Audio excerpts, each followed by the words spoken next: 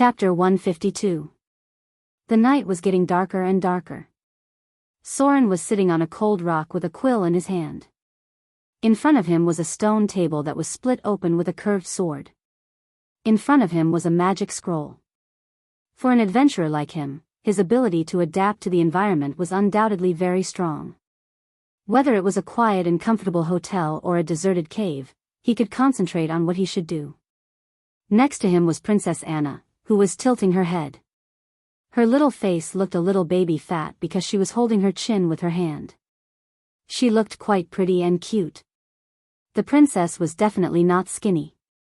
Soren didn't know how long he had been analyzing the magic model.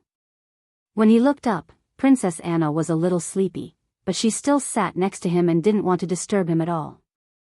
Soren put down the quill in his hand and put the magic scroll aside. He turned around and said, "If you're tired, go to sleep. I have a tent and blanket here. You can spread it out and sleep." Soren had 3 low-level multidimensional bags with a lot of things in them. Without enough wealth to buy a bigger storage item, they could only rely on numbers to win. There was a very popular joke in the past. The specific content didn't need to be said, but it was popularized by the disciples of the beggar's sect. For example, Soren was now a 3-bag disciple of the beggar's sect. In the past, there were some people who had too many belongings but did not have enough money. They were directly ridiculed by everyone as the 9-pouch elder of the beggar sect. Sauron had even seen the 11-pouch elder of the beggar sect. That was the real awesome person, with all kinds of low-level multidimensional bags hanging on his body. One couldn't carry too many of these things as it would greatly affect one's combat prowess. After all, the multidimensional bag also had weight. Although the weight was reduced by more than 90%, it would definitely be very depressing to carry so many bags in battle. Those who were jokingly called disciples of the beggar's sect had trained their own skills to prevent the bags from affecting their fighting. In Soren's memory, there were many disciples of the beggar's sect. For a long time, ordinary disciples with 2 or 3 bags could be seen everywhere. As for the 9-bag elders and 11-bag elders, they were only a few special cases. When Princess Anna heard him speak, she was obviously more energetic. She couldn't help but stand up and shake her little head. "No need. You're memorizing spells, so you need to concentrate. I can help you keep watch at night. If there's any movement outside, I'll wake you up." What an obedient princess. Soren didn't expect there to be such an obedient princess. He couldn't help but smile. He subconsciously reached out his hand to pat her little head, but then he remembered that she wasn't Vivian, so he just smiled and nodded. "All right then. If you feel sleepy, go to sleep. I've set up a trap outside." Princess Anna nodded gently, her face slightly flushed. She seemed to be in a good mood. Soren continued analyzing the structure of the spell model. As he learned more and more spells, he became more proficient in the field of spell models. Many seemingly difficult spells could be solved with some simple steps. That was to learn their prerequisite spells first. For example, Soren was now analyzing Feather Fall, which was a relatively simple levitation spell. The number of spell circuits and spell nodes was a lot less than Fly. Then there was Levitation, an advanced version of Feather Fall. This spell was a more complex version of Feather Fall. Many of the spell models were the same. The Feather Fall spell model was part of Levitation. Therefore, if Soren learned Feather Fall first, then learned Levitation, and then studied Fly, the time spent would be greatly reduced because the previous spell models were already included in the later high-level spells. Learning Feather Fall was equivalent to learning 1/3 of Levitation, and learning Levitation was equivalent to learning 1/5 of Fly. The small details of the spell model structure would help Soren master more high-level spells. Now he had found a way to learn more high-level spells in the future. He could rely on the prerequisite low-level spells to improve the speed and success rate of mastering them. The night passed quickly. When Soren put away the quill, Princess Anna was already a little sleepy. She really didn't sleep all night. She sat next to him in a daze and watched him study the spell models. Occasionally, she would listen to the movements outside. Because she didn't sleep the whole night, her beautiful big eyes had some dark circles. Her Royal Highness definitely didn't stay up all night in the past. With her status, even when she slept, there were maids waiting on her until dawn. Sleep for a while. Soren stood up, reached out and touched her forehead. Then he took out a blanket and spread it on the rock. He whispered, "Close your eyes and sleep for a while. I'll wake you up later to eat." "Oh. No. No." Princess Anna, who was obviously very sleepy, seemed to want to persist. She whispered, "You didn't sleep all night either. Why don't you sleep for a while, and then I'll sleep when you wake up?" Soren smiled and rubbed her head subconsciously. He said slowly, "This is nothing to me. It's normal to not sleep for 10 days or half a month during an adventure. On the contrary, you probably haven't had such an experience before. Take a good rest and recover your energy. We'll probably stay here for another 2 days." Sure enough, Princess Anna did not continue to insist. She lay on the blanket with her petite body and soon fell asleep. She closed her eyes and breathed evenly. She slept very soundly. Soren looked at the sleeping girl. She looked very cute and beautiful. He wanted to lean over and kiss her. But he just reached out and flicked the dust on the girl's hair. Then he moved his body and walked out of the cave. It was so difficult to embark on the road to legend. If he couldn't withstand a little temptation, Soren wouldn't be the Soren he was today, and he wouldn't be qualified to become a legend who could fight with the gods. She was able to endure loneliness and resist temptation. A 3rd or 4th grade professional, if he gave up on tempering his strength and will, could easily become the management of a city, or the leader of a gang. Power, money, and women would be at his fingertips. Being in charge of a part of the underground forces, or becoming a well-dressed aristocrat, marrying a noble lady, hiring and buying 3 to 5 pretty maids, and if his taste was a bit heavier, he could even buy beautiful slaves through channels. From then on, it wouldn't be difficult for him to live an extravagant and absurd life. But the result of doing this was that he would be completely corrupted, and he would no longer have the desire to make progress. Many professionals didn't fall in the hands of fierce monsters, didn't fall in the harsh living environment. They withstood the test of death and faced countless dangers, but in the end, they were easily corrupted by the pleasure of life. The reason why legends were legends. It was because legends were so different. Why were legendary wizards so powerful? It was because they spent countless days and nights in the boring research of magic.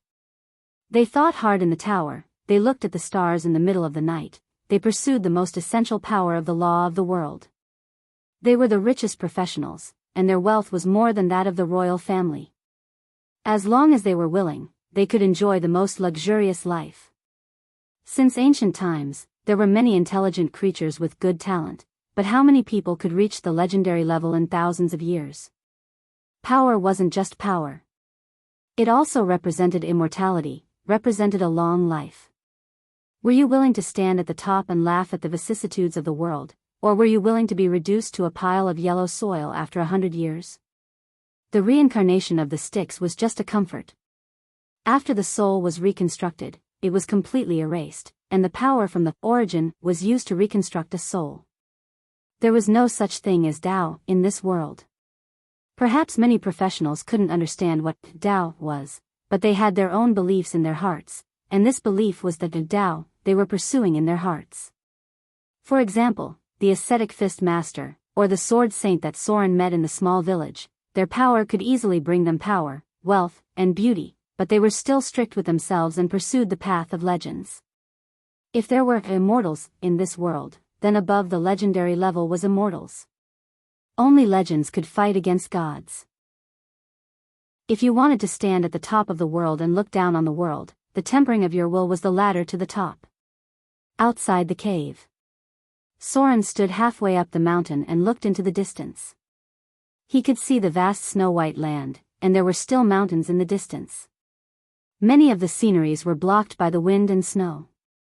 Even though he was only halfway up the mountain, he felt open-minded standing here and looking down. He watched silently for a while, then began to practice spells, trying to master the ability, spell control. He didn't have the blood of the Son of God, nor did he have any amazing talent. If he wanted to reach the legendary level, he still needed to climb up step by step. He had to fight against many enemies, and in the future, he might have to face the gods who looked down on the world for thousands of years. Vivian was still waiting for his return, and the sons of fear were still killing each other. The shadow of the gods had shrouded the world. He hadn't reached the time to rest and enjoy himself yet. It didn't mean that he had no desires, but it was just that he cared so much about some things in his heart. No one was willing to practice asceticism in the world of ice and snow, and no one was willing to always face life and death battles. The pain left on the body was pain, and the scars on the body were scars. Fighting on the tip of the sword was never a pleasure, and the approach of death would make any living creature afraid. Soren rarely showed anything, but this didn't mean that he didn't feel pain when he was injured, and he didn't feel uncomfortable when he was bleeding. Pain was always pain, and it would never turn into pleasure. It appeared in your body, engraved in your heart, and branded on your soul. To make it stronger. His name was Soren, and he had embarked on the road to becoming a legendary. Injuries were common for him, and bleeding was even more common. But he hadn't fallen yet, and his will was still as strong as steel. P.S. Originally, this chapter was going to be divided into volumes, because it just happened to reach the 150th chapter. But I didn't have time to write a summary recently, so I'll leave it for future volumes, and write a summary of the first volume. Chapter 153. Time passed day by day. Princess Anna no longer looked like a princess. She now looked like a beautiful girl living in the mountains. It turned out that a princess could not always look so noble. She even learned to make beds and wash clothes with melted snow. The cave was cleaned by her. She seemed to be a little bit of a neat freak and liked to put things neatly. Sometimes she even had a lot of strange ideas in her mind. For example, if they kept living in the mountains like this, would they give birth to a nest of monkeys in the future? Well, these were just some absurd assumptions of an adolescent girl. At first, she was also worried about what Soren would do to her. Because she was a princess, not an idiot. She would not imagine the world to be too beautiful. But it turned out that she did worry too much. Soren was more of a knight than any knight she had ever seen, although his real identity was a rogue and part-time wizard. Occasionally, she would curl up next to Soren. It was difficult for a girl to tell what it was, but she felt that it would make her feel more at ease and sleep better. In fact, Soren hardly rested. His eyes were already bloodshot. He looked like a steel golem that did not need to rest. He spent almost all his time learning and practicing spells. Princess Anna did not know why he was so desperate, but there must be something in his heart that supported him to do so. Occasionally, the girl would think that it was to send her back to Arendelle as soon as possible. This undoubtedly made her feel warm, as if something was about to jump out. Although she wanted to go back as soon as possible, Princess Anna tried not to show her anxiety. Because she thought it would increase the pressure on Soren. She felt that Soren was working too hard. He needed to rest. He was a very responsible person, but he also needed to rest. In the end, she was even a little worried about what she should do next if Soren was tired. As a girl who had not yet officially reached adulthood, Princess Anna would feel empty at the thought of this, as if she had lost an important support. The only person who had given her this feeling before was Princess Royal. She used to think that as long as her sister was there was nothing to be afraid of. She had matured. Although her appearance was still pretty and cute, and she was still a young girl who was not even 16 years old, she had already tried to change. She learned how to clean, wash, and even cook. Her fair and slender fingers had become a little rough, and her once translucent skin had cracked due to the cold. She didn't even dare to show Soren the frostbite. Sometimes, she couldn't help but want to cry when she looked at it. Because she was only a young girl, of course she wanted to see herself beautiful. In the future, when her husband kissed the back of her hand, she wanted his lips to touch the smoothest skin in the world, and not the eye-catching frostbites on it. But she also felt very fulfilled. Days like this sometimes made her feel like she had really grown up. Yes. She was still the princess of Arendelle, one of the two most dazzling pearls. Her palms were not as beautiful as before, and her clothes were a little tattered. Even if she washed them with snow water, they were still a little dirty. Her hair was just a simple ponytail, tied with a white ribbon torn from her clothes. She took off the exquisite and expensive jewelry, only wearing the earrings left by her mother. Occasionally, she would sit by the cave in a daze. The girl's scattered thoughts would think of some ridiculous things, but they didn't seem bad when she thought about it carefully. These thoughts would sometimes make her blush and her heart beat faster. She would also avoid Soren's gaze. In fact, she was also very busy. She had now learned how to cut meat with a knife, how to make a campfire, how much salt to put in when cooking, and how to add extra seasonings to make food more delicious. She had even learned how to sew. In fact, she had learned needlework before. Because she was a princess, she had to be virtuous, noble, and something like that. Anyway, it was the kind that had a lot of compliments. The education that princesses received was very comprehensive, and needlework was definitely included in it. It was just that she used to pass time when she was bored, or embroider some exquisite gifts for her sister in her spare time. Now, she was really mending clothes. She was the princess, the Pearl of Arendelle. Even if she wore patched clothes, she still looked good. But when she looked at her frozen little hands, she couldn't help but tear up. It hurts. Soren was a little crazy. Maybe it was because of the last ascetic practice. When he focused on something, he seemed to become a little crazy. The speed at which he learned spells could be said to be abnormal. It would take an ordinary wizard nearly a month to learn a level 1 spell, but it only took him one night and one morning. In the following days, his mind was almost full of complicated spell models. He completed the spell structure of levitation at noon on the 3rd day, and then completed the spell structure of fly on the 5th day. It only took him 5.5 days to learn 3 spells. Time passed faster than expected. When Soren memorized fly in his mind, his eyes were full of blood vessels. The long-awaited prompt finally appeared. After practicing levitation, Soren finally mastered the ability, spell control. Now that he had learned spell control, he had met the requirements to upgrade his wizard profession. Soren couldn't wait to upgrade his wizard profession to level 6, and then got an additional attribute point and an ability point. He waited until now for spell control, because this ability was the prerequisite for many metamagic abilities. Wizard profession has been upgraded to level 6. Received 25, INT 20 plus, INT 20 to 10, *0. 5. Skill points, HP increased by 10, profession HP 4 plus, con 21 to 10, *0, 5. Received 1 free attribute point. Received 1 ability point. Soa assigned the attribute points to dexterity without hesitation, and then put all the skill points into literacy. He finally met the requirements to master a metamagic ability. A row of information appeared in front of him: combat spellcasting, proficiency. Wizards gradually improve their abilities through long-term training. Even if they are attacked in battle, their spellcasting will not be easily interrupted. With the improvement of this ability, even if a wizard is directly attacked, they can still successfully cast spells. Once this ability reached a certain level, some sorcerers would be able to cast spells while they were fighting. However, this may require the combination of silent spell release and instant spell release. Focus plus 10. Mobile spellcasting, proficiency. Wizards can cast spells while moving under special training. They will not interrupt their spellcasting process while moving and dodging. At the same time, with the increase of the ability's level, wizards can cast spells while flying and moving at high speed. This is one of the abilities that high-grade wizards must master. Otherwise, when using fly, it will cause the spellcasting to fail. Focus plus 5.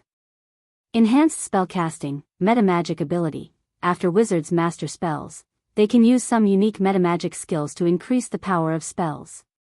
Using these skills will increase the level of spells by an additional level, and increase the power of spells by 50%. When using the metamagic ability to memorize spells, wizards need to spend more time to complete the memorization. When casting spells, there will be no difference from the original spell. Prerequisite 4, maximum spell release. Spell penetration, metamagic ability. Wizards have a deep analysis of their own power.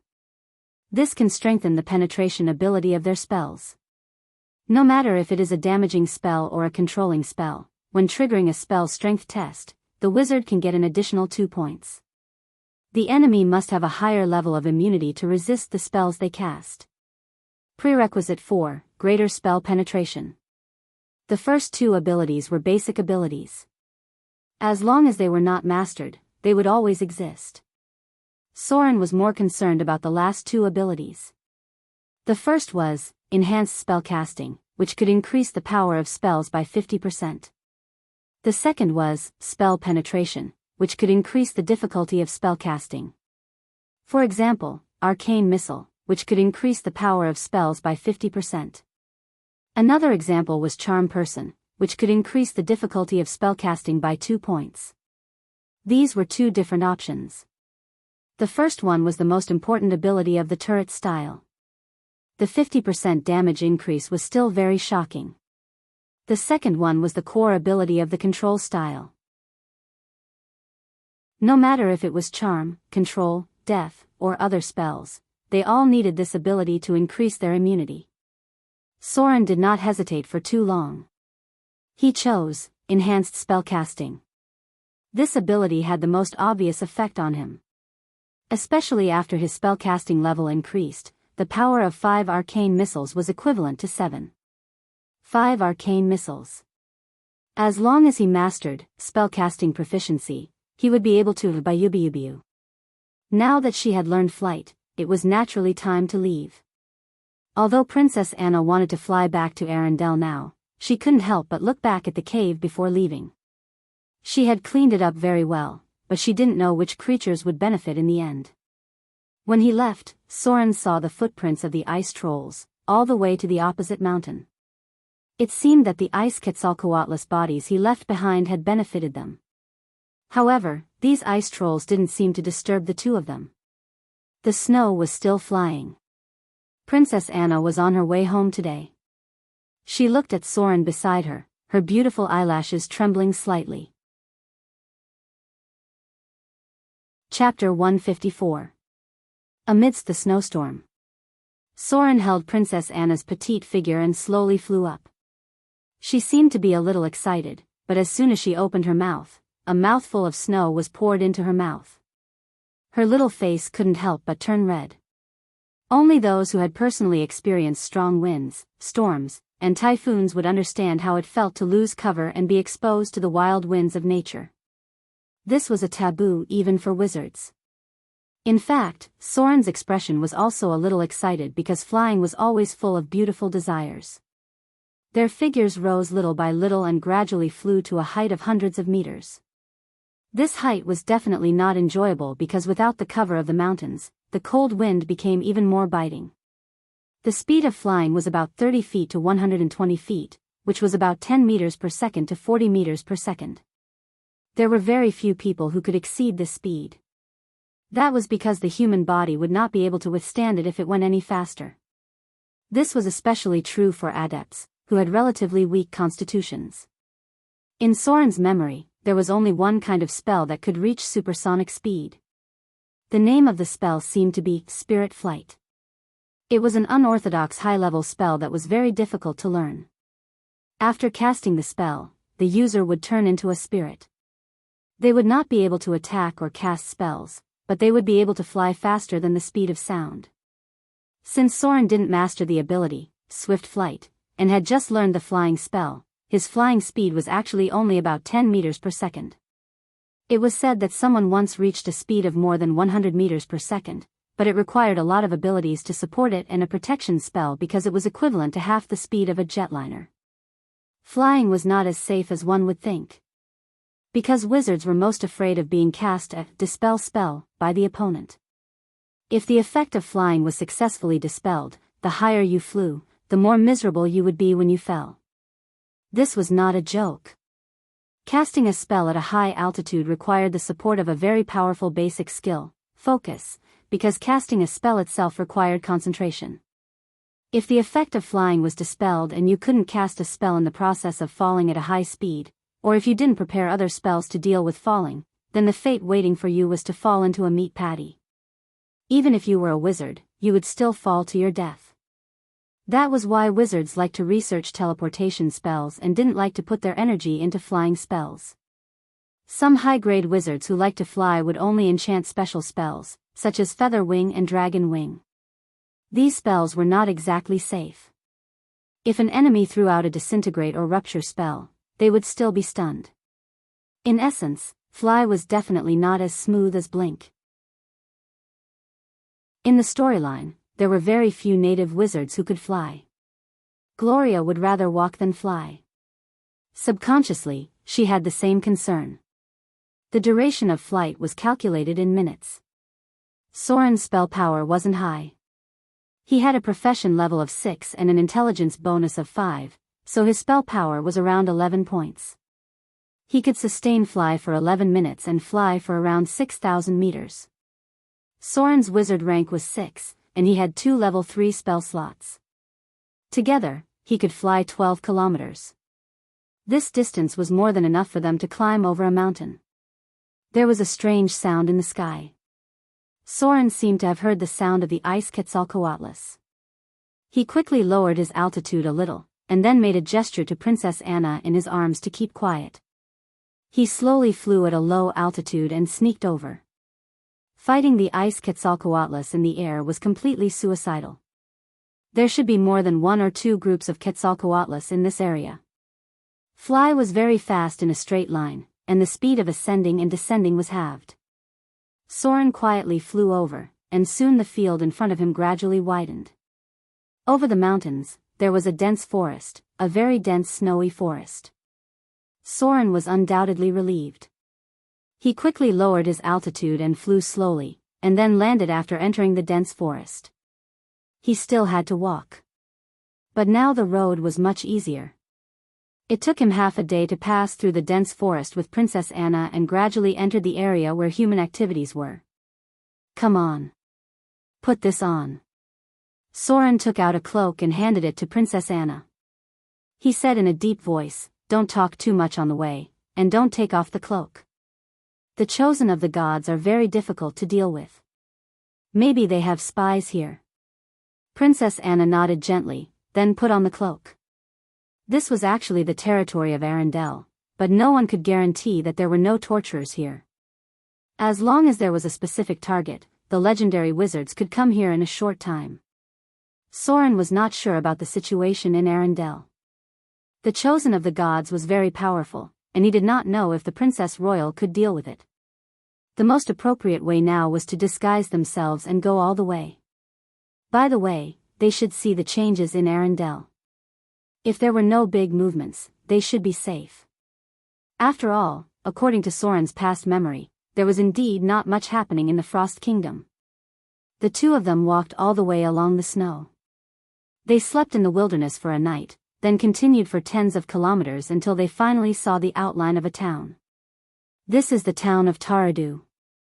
Princess Anna recalled and whispered, "If we continue forward, we will be close to the sea. This town seems to be managed by a baron. I can't remember his name." There were many towns under the kingdom of Arendelle, mainly because the area of arable land was not as large as the southern region. The number of large cities was less than 1/5 of the southern region. However, small villages were very rare, mainly because it was difficult to maintain villages in the Frost Kingdom. The monsters here were generally difficult to deal with. It could be seen that something must have happened in the kingdom of Arendelle because Soren saw the guards on guard and the cross erected outside the town. A cross. This was a special symbol. It didn't have a religious significance like it did in his previous life. Instead, it represented a type of punishment. There were only 2 types of punishments that frequently used the cross. The first was being nailed to the cross, and the second was the familiar burning penalty. These 2 punishments were rarely used in the kingdom because they were too cruel. The most common punishments were beheading and hanging. Ordinary punishments were either fines, hard labor, or relatively severe whipping. At most, the punishment was to be cut at the waist. The cross was mainly used to punish the fallen, and burning was most commonly used to punish the followers of evil gods. It looks like something has really happened. Soren glanced at the cross from a distance. The blood on it had frozen into ice. It was estimated that someone had been nailed to death. He turned to look at Princess Anna next to him and whispered, "Follow me, don't talk." The guards in the town were on high alert. Soren took Princess Anna forward little by little. Suddenly, there seemed to be a commotion next to him. Everyone nearby retreated in awe. The commotion here attracted the attention of the guards. A security captain who looked like a big man from the north came over. He shouted loudly and waved the whip in his hand. But then his expression became very ugly. His eyes were full of awe as he took a step back and bowed his head slightly to show his humility. It was a woman who appeared. A woman who looked a little evil. Her face was covered with a veil, and her pupils were quite seductive. Her silhouette was somewhat of an Indian woman. Her hair was tied into small braids with many scattered decorations on them. The woman was wearing a black robe with a mark of a skull on the front. This symbol could not be used indiscriminately. If she was not a priest of the god of death, using this symbol would lead to other troubles. But in fact, this woman was not a priest of the god of death, but a priest of another god. There was an emblem on her chest with a blood-red background, with traces of white bones and black antlers. This was a priest of the goddess of misfortune. There were two goddesses among the gods. The first was the goddess of fortune, and the second was the goddess of misfortune. Whether you believed in them or not, it was best to show the appropriate awe after seeing their priests. Because these two goddesses were notoriously difficult to deal with, their personalities and preferences were difficult to judge, and their demand for believers was not high. Among the gods of the whole world, the goddess of fortune and the goddess of misfortune had the fewest priests, because regardless of whether there was a priest to expand the faith, they were one of the two most familiar and most frequently mentioned gods. Even Soren prayed to the goddess of fortune for luck, which showed how special their existence was. The goddess of misfortune was an evil and willful goddess, and her priests were not much better. Because priests were rare, almost none of the priests of the goddess of misfortune were simple characters. Although they could not bring you good luck, they could make you be entangled in misfortune. This was not a joke. The priests of the goddess of misfortune had the ability to reduce luck, which could make you unlucky for a long time. The world was more in awe of this goddess. Soren was also quite afraid of the goddess priest, so when she passed by, he quickly pulled Princess Anna and bowed slightly to show respect. No one wanted to be entangled in misfortune. Things should have been over like this. The priest of the goddess of misfortune walked straight past, and no one dared to stop her, but she stopped in front of Soren. The woman looked at him with strange eyes, then slowly spread out her hands, and the emblems of antlers and bones were engraved on her palms. She slowly said, "The goddess needs you to sacrifice to her." The people around him immediately made way for him. Soren's expression was a little stiff, because this move was a bit like he was being blackmailed, and he had to take something out. Princess Anna quietly pulled the corner of his clothes, and Soren did not hesitate much. He quickly took out more than a dozen kindler, and then carefully put them in the palm of the woman's hand and said, "I humbly offer a sacrifice. May the goddess of misfortune watch over my enemy." Chapter 155. The annual ticket for the game category is already about twice as much as the second place. Let's work harder to triple the gap. This ticket is free, and it will be in your account. Please vote. This was a very clever answer. Although the misfortune goddess could not bring good luck to people, she could bring misfortune to people.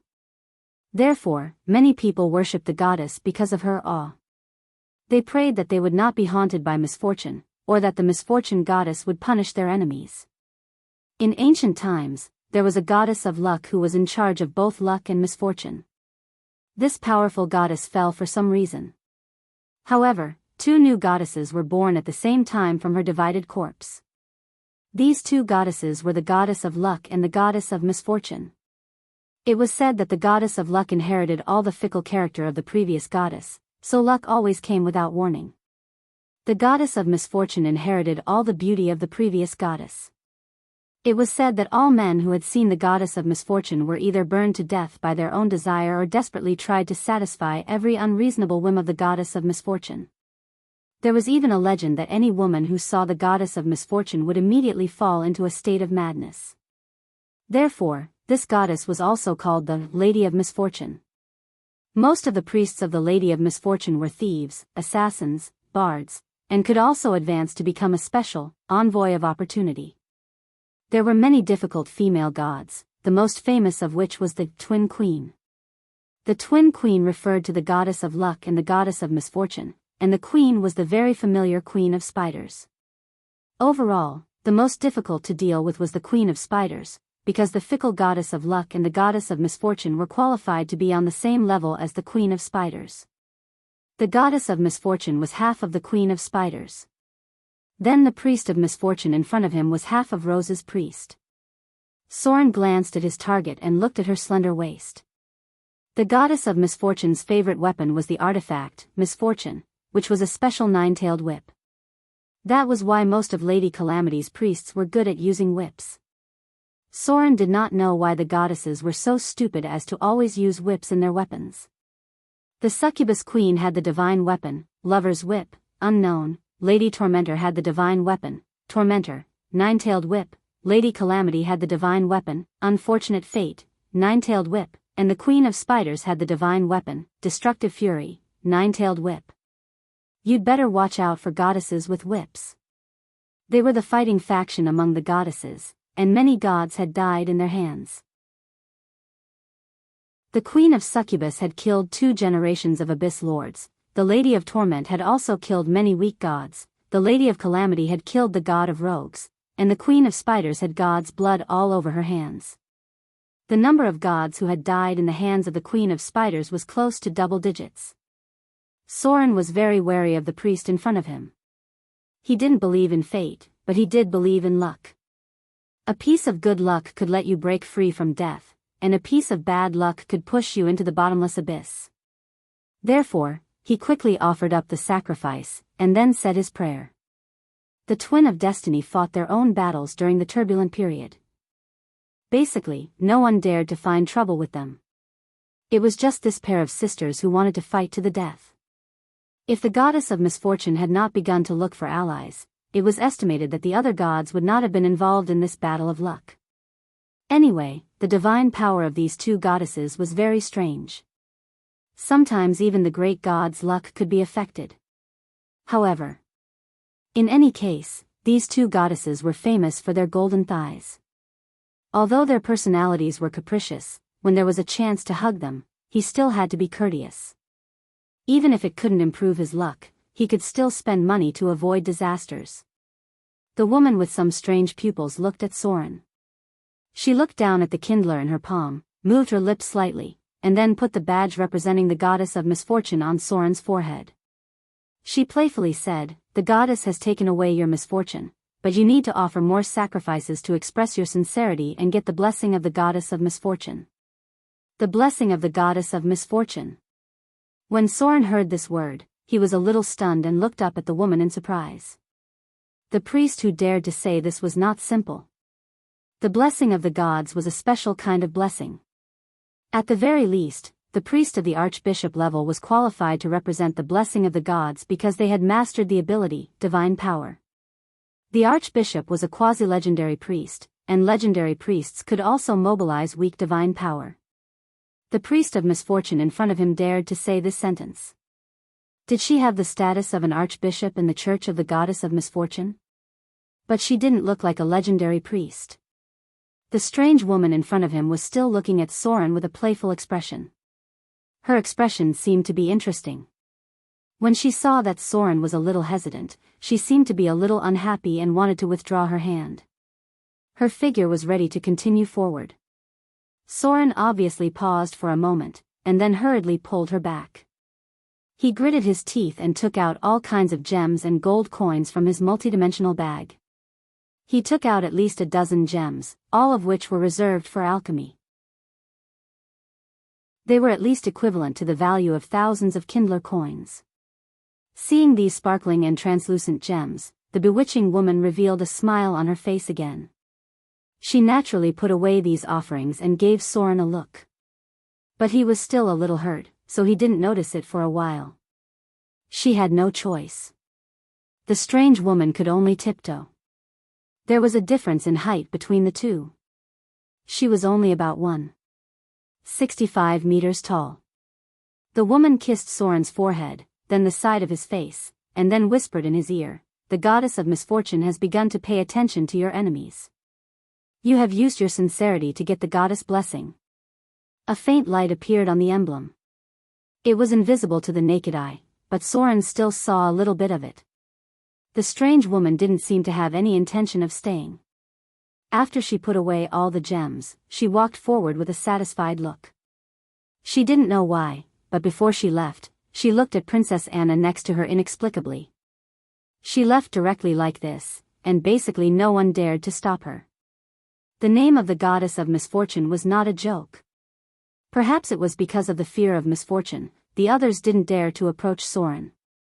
The guards didn't stop him and let him pass directly. The goddess of misfortune was famous for being vengeful. She had very few priests, and those who dared to attack her priests would definitely be retaliated against. Now that even Soren got some benefits, the group of guards didn't dare to question him. Princess Anna's expression was still okay. She blinked her beautiful big eyes, leaned in front of Soren, and whispered, "It seems that she really is a high-grade priest of the goddess of misfortune. You definitely won't encounter misfortune in the future. Our luck is really good. A priest of the twin of destiny is very rare. I was also blessed by a priest of the goddess of misfortune when I was very young. I haven't seen them since then." Soren couldn't help but be stunned. Then he frowned slightly, pulled Princess Anna forward, and at the same time said in a deep voice, "You were blessed by a priest of the goddess of misfortune?" "Yes." The girl nodded naturally, then smiled and said, "It seems that my sister specially invited them. What a coincidence. Now you are also blessed by a priest of the goddess of misfortune." "No." Princess Anna's slow head finally turned and murmured, "The goddess of misfortune? The goddess of misfortune?" The two of them sped up as they walked forward. There were some customs in this world that were almost everywhere. For example, when a newborn was born, they would generally pray to many gods. These gods were not only good, but there were also evil existences like the goddess of misfortune. Parents would offer sacrifices to pray that their children would be lucky, and at the same time, pray that misfortune would not fall on their children. This was a kind of worship full of reverence. However, if there was a priest of a god present in this ceremony, the other parts of the ceremony would be cancelled because the realm of the gods covered each other. Therefore, if there was a priest of the goddess of misfortune present, there would never be a ceremony to worship the goddess of misfortune. There was no trace of the strange woman in front of them. Soren and Princess Anna couldn't find her. She just walked into the crowd and quickly disappeared.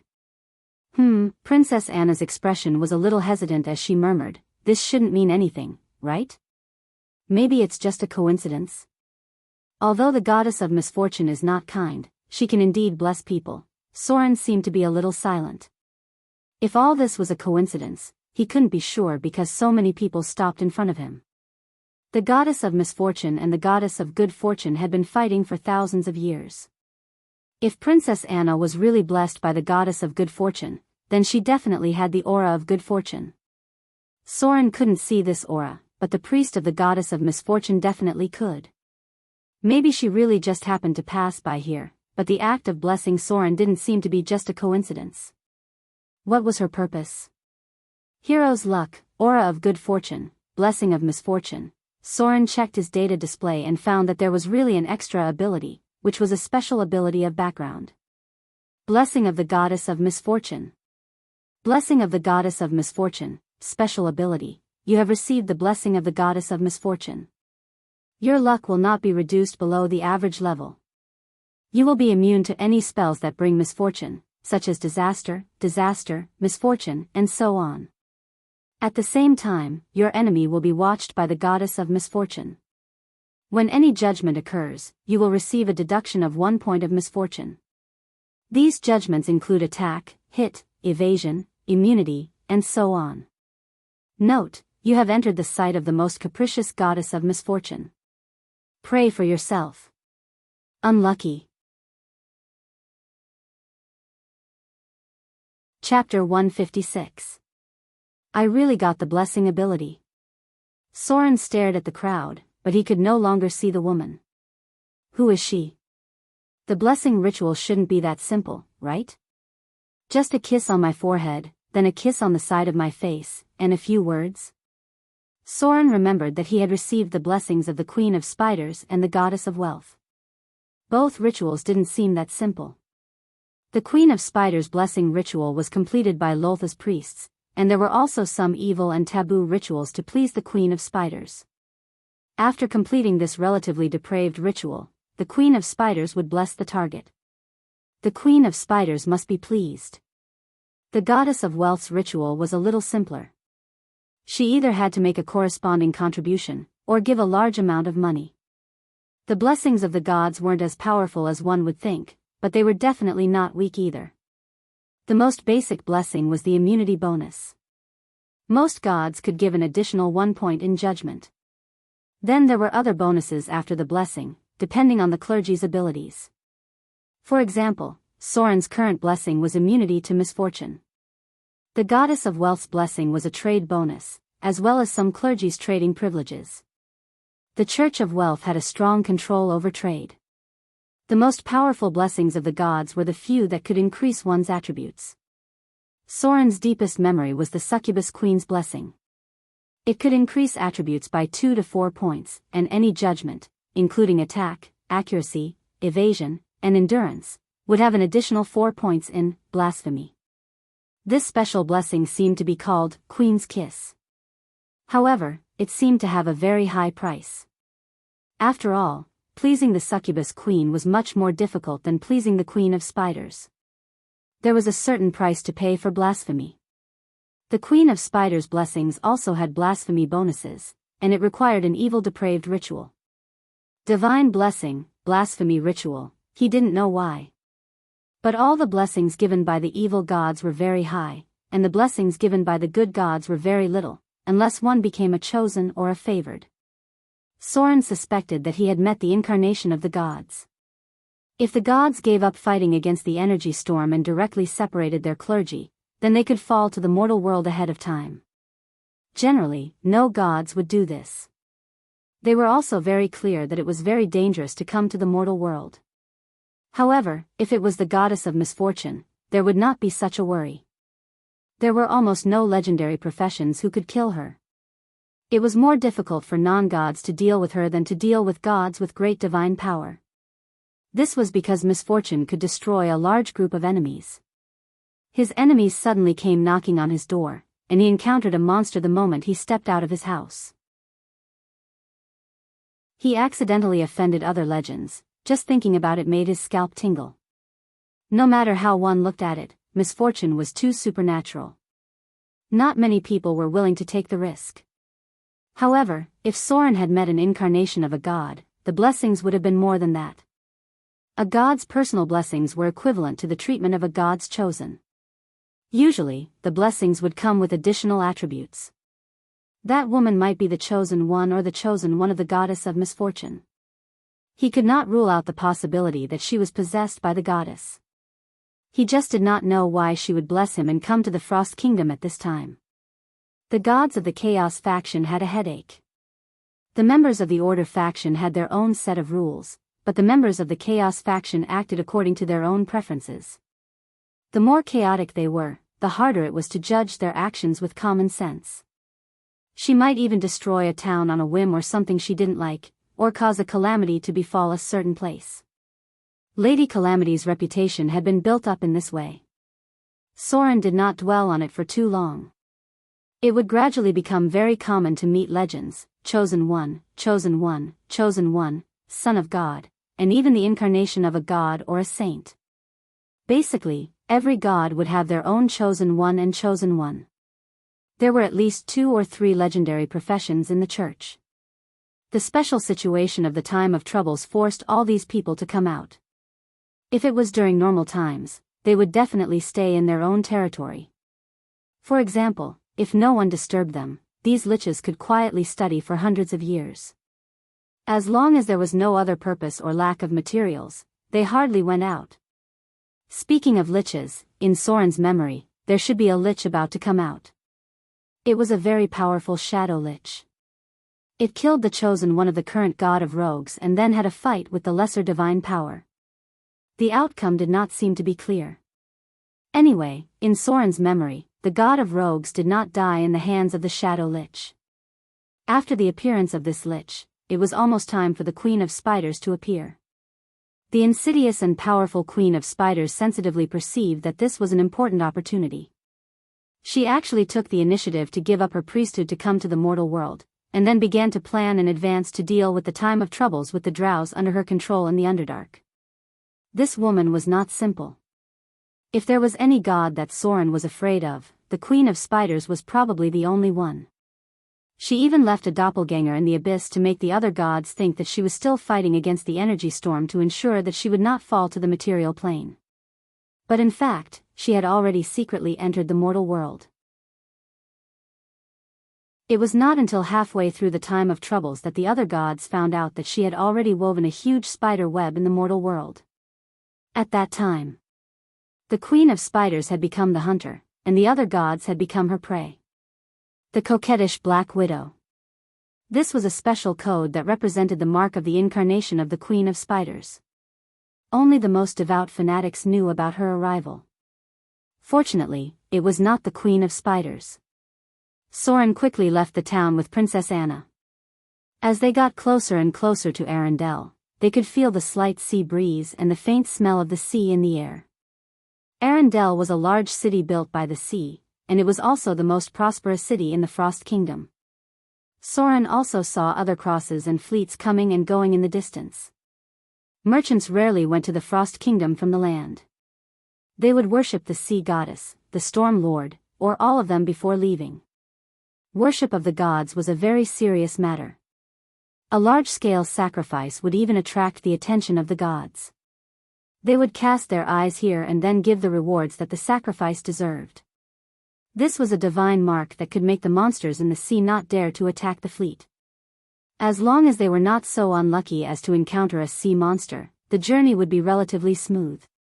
Even if they encountered a storm, they might survive, provided that they worshipped the Storm Lord.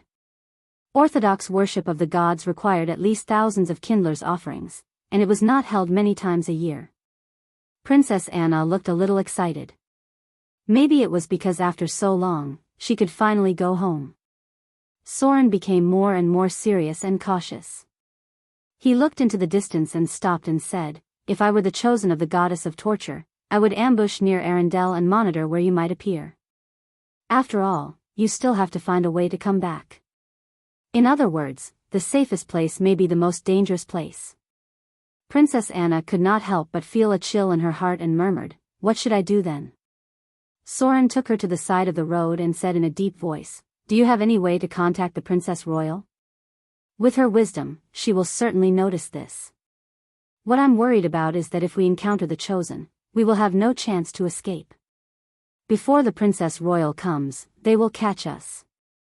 To be honest, in the face of an enemy above the legendary level, I have almost no chance to make a move." There was no way to fight. An instant cast Finger of Death, an instant cast Hold, or even an instant cast Charm spell could all end Soren's life here. The threshold of the legendary realm was too difficult to cross. Princess Anna was obviously aware of this, and her face became a little worried. Because in the worst-case scenario, even if they met the people who came to pick them up, if the elder princess was not present, or other legendary professions were not present, the other party could kill them in an instant, or take Princess Anna away, and then open a portal to leave. Who would be able to stop her then? Soren had always been a very cautious person and liked to expect the worst first. It was always better to be prepared. There were many things that couldn't be done recklessly and risked one's life. Suddenly, Princess Anna seemed to think of something, and her eyes lit up. "I got it. When I was a child, if I was in a bad mood or felt very uncomfortable, as long as I thought of my sister in my heart, and she was not too far away from me, she might feel it. Maybe this can let my sister find us in advance. As long as she knows where we are, she will definitely come to pick me up. Telepathy? There seemed to be a distance limit, right? There might be telepathy between sisters, but that kind of vague feeling seemed to be unable to determine the location, right? However, since the Princess Royal was the legendary Destiny Warlock, maybe she really had a way to find them. If not, she could use the prophecy spell to locate them. As long as there was a vague direction, she should be able to easily find the two of them. Princess Anna really did what she said. She immediately sat on the ground, a little like kneeling, and said seriously, "Sister. Come and save me. Sister. Come and take me home. Sister. Anna really misses you." This scene was so beautiful that it made people want to laugh. Soren wanted to laugh at first, but gradually his expression became serious because Princess Anna's look became more and more solemn, and even a little pious.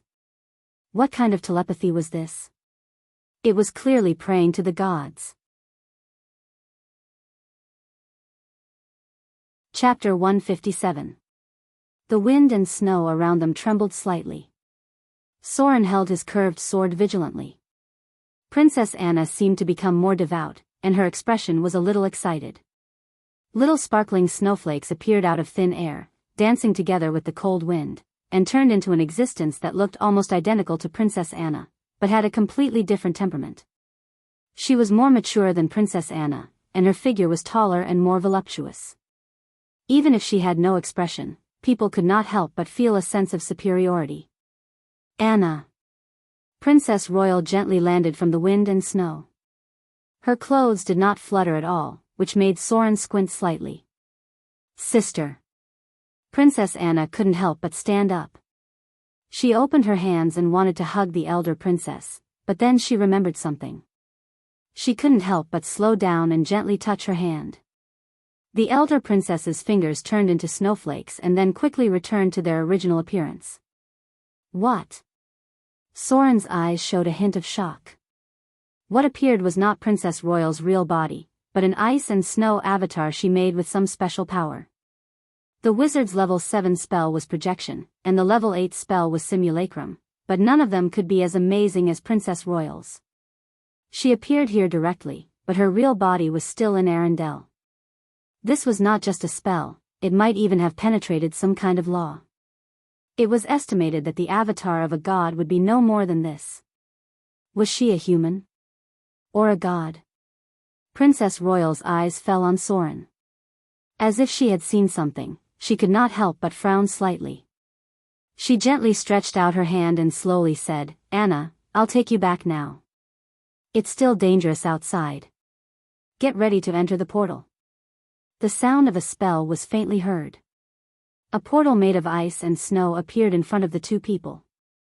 Soren was already a little dumbfounded.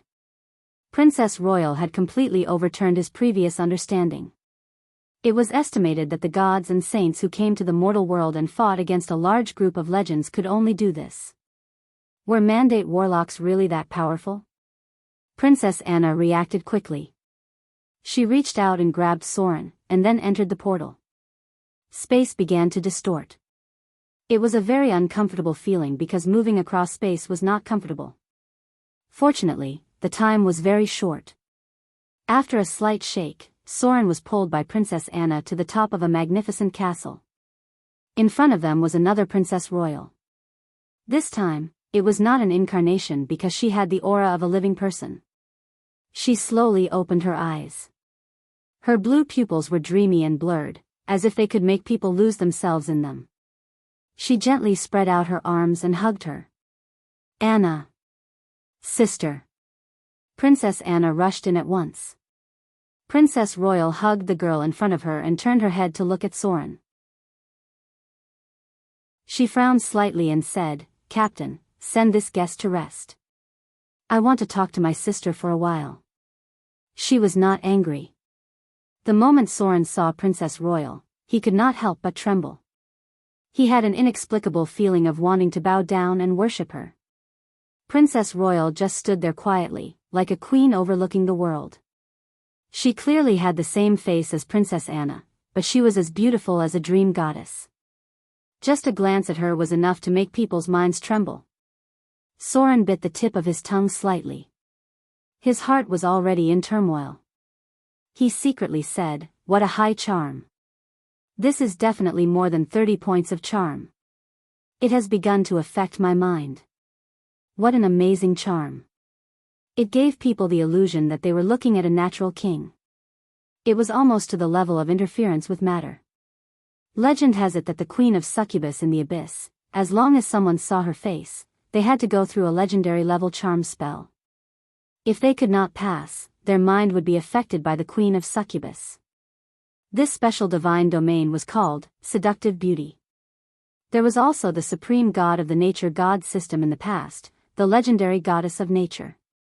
She also had this ability, but her divine domain was called nature's beauty, which also had a legendary level of will. Soren clearly felt that from the first time he saw her, his will was forced to go through a test. He passed. But he did not dare to look at her again because he was worried that he would have to go through another will test, unless he was willing to succumb to Princess Royal's charm. She obviously did not have the ability to cast any spells. She just naturally appeared in front of him, and it already had such an effect.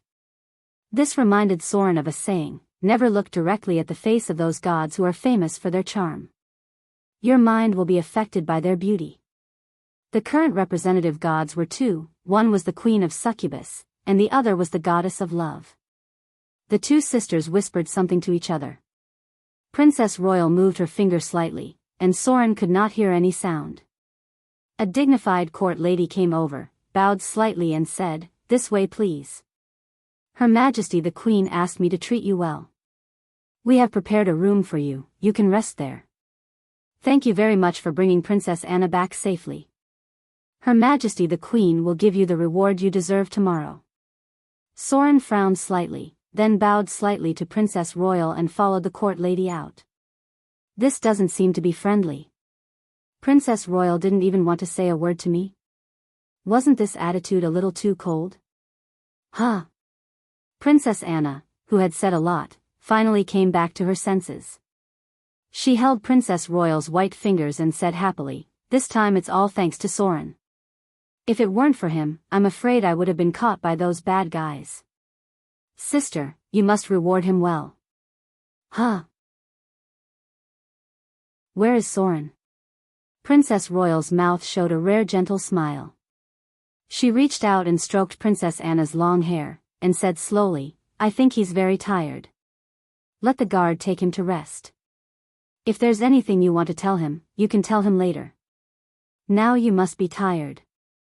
Shall I take you back to your room to have a good rest?" Princess Anna found that she was really sleepy. She had hardly had a good rest these days. When she finally returned to Arendelle, she suddenly felt tired. She wanted to take a bath immediately and have a good sleep on the soft bed. Sister was right. She was really tired now, and her body was dirty. She should take a bath first, then sleep, and then show Soren what she really looked like. I'm a princess. He always treats me like a little girl in the countryside. I'm so cute and moving, but he doesn't look at me seriously at all. Princess Anna thought for a while, then followed Princess Royal into the palace. The furnishings around were so luxurious. Exquisite murals and sculptures, soft plush carpets, and crystal lamps hung above. The wealth accumulated by Arendelle for thousands of years made every corner of the palace show the most luxurious wealth in the world. Princess Royal asked someone to take Princess Anna to bathe and change clothes, but she came to the hall of the palace. The guard captain who took Soren away was already here. She bowed her head slightly. Arendelle did not have the etiquette of kneeling. On formal occasions, they only knelt on one knee. Usually, they just bowed their heads to show respect. The guard captain quietly walked to the Princess Royal's side and whispered, "I've already let him live in the side hall. He refused to serve the maids. It seems like he's an adventurer who knows how to restrain himself." Princess Royal's expression was a little inexplicable, and she said slowly, "I smell fear and doom on him." This man is not simple. There's too much blood and slaughter on him. Get someone to prepare a reward tomorrow morning, then send him out of here. The guard captain nodded slightly and said, "Yes. Your Majesty." Princess Royal hesitated a little, reached out and rubbed her forehead and said, "After all, he saved Anna. The reward can be more generous. Let someone go to the treasury and choose 1 or 2 legendary equipment. I don't think an adventurer like him cares so much about monetary rewards." The guard captain was a little stunned, and then said, "Yes. Your Majesty. You may leave." Princess Royal waved her hand gently, then walked to the balcony of the castle, looked at the mountains covered with snow in the distance, and murmured, "The gods have begun to appear. The Winter Maiden has come to the mortal world in person. The gods have lost contact. What does this mean? A mortal with the smell of fear and the blessing of Lady Calamity. We must not let him get too close to Anna. Lady Calamity itself represents misfortune. People who can be blessed by her must bring disaster." The trajectory of his fate seemed to be filled with endless blood and slaughter. Destiny. Why is it that the closer we are to fate, the more we see, the more confused we are? Is there a fate in this world? Or is it that our fate is constantly changing? Princess Royal's figure slowly disappeared. The next moment, she appeared outside a room. Inside was a natural hot spring. Arendelle had the best natural hot spring in the world. The hot spring was brought to the palace by Top Alchemy. Every year, more than 10,000 kindlers were spent to maintain it. There were hot springs flowing here all year round. Princess Anna's favorite thing was to soak in it and sleep with her eyes closed. The room was filled with water vapor, and one could vaguely see the palace maids serving Princess Anna to bathe and change clothes. The girl's white and round toes tapped in the bath, and then slowly walked in with a sigh of satisfaction. Princess Royal showed a faint smile and gently took off her long dress. Chapter 158. Phew. Soren soaked his whole body in the hot spring and let out a long sigh of relief. He couldn't remember how long it had been since he last enjoyed a bath like this. Along the way, he didn't even take a shower, let alone soak in a luxurious bath. The white marble bath was 10 meters wide, with lines carved by top craftsmen to prevent people from slipping on it. Above his head was a bright crystal lamp, which was a masterpiece of alchemy. It was estimated that only the palace could afford to use it. At the top of the bathtub was a statue of a goddess. She was covered in gauze, revealing her beautiful body. She held up her hands and spread them out, and a clear hot spring gushed out. This seemed to be the statue of the goddess of river and spring water. Probably only the royal family of Arendelle would put her next to the bathtub. The bath had a special design. The hot spring inside was running water, and the water flow was constant. It flowed almost all year round. Next to it was a luxurious bed, with 2 beautiful maids standing on the left and right, holding an expensive silk robe in their hands. The warm water washed away his tiredness, and Soren felt lazy. Unfortunately, he didn't stay in it for long, because he eventually had to return to his original path. He didn't want to indulge in pleasure. When he stood up from the bathtub, the 2 maids walked over with blushing faces. Then, they helped him put on a silky robe on each side. One of them led him to lie down on the bed, and then the other stretched out her fingers and gently patted him on the back. This was a special massage technique, very professional. It made Soren feel that his blood was flowing. They should be specially trained maids. It felt really comfortable. The 2 maids rubbed and pressed with their slender little hands, and from time to time, they would press on some acupoints. This technique first came from the temple, and then gradually spread among the nobles. Soren's breathing gradually evened out, and his body was more relaxed than ever because he was now in a very safe environment. The Princess Royal would not hurt the person who saved her sister, even if her attitude was not very friendly. Soren, who had relaxed, quickly fell asleep. The maids on both sides raised their hands and gently wiped his sweat. They then looked at each other and brought a soft velvet quilt from another room to cover him. This was not a guest room for rest, but a place for massage and rest. But since he was already asleep, there was no need to disturb him. The night passed quickly. Princess Royal walked out in a snow-white nightgown. The exquisite lace skirt trailed on the floor, and her silky silver hair hung down. She looked less fierce and more gentle, like a goddess who had just woken up. The maid who was on night watch outside stood up, squatted down slightly and bowed. "Your Majesty. Do you want to shower and change?" Princess Royal gently shook her head and slowly said, "No need." "Is that person up yet? Have the head of the imperial bodyguards come here?" The maid quickly acknowledged and left. After a while, the guard captain from yesterday came over. She bowed slightly and said, "Your Majesty. What orders do you have?" The eldest princess looked at her and slightly knit her brows as she said, "Have someone prepare a reward and then send that person away. Anna said his name hundreds of times last night. I'm worried that she's too young and will easily fall in love with someone because of this. She's the princess of Arendelle and will be the queen of Arendelle in the future. That adventurer's identity is too strange. He has a murderous aura that makes me feel uneasy. Anna can't be too close to such a person. How could the future queen of Arendelle be too close to an adventurer with doom, fear, and murderous aura? Such a person's hands were almost stained with blood. Wherever he went, there would be a storm of blood." Princess Royal shook her head firmly and said, "Reward him more, and then send him away." The guard captain took the order and left.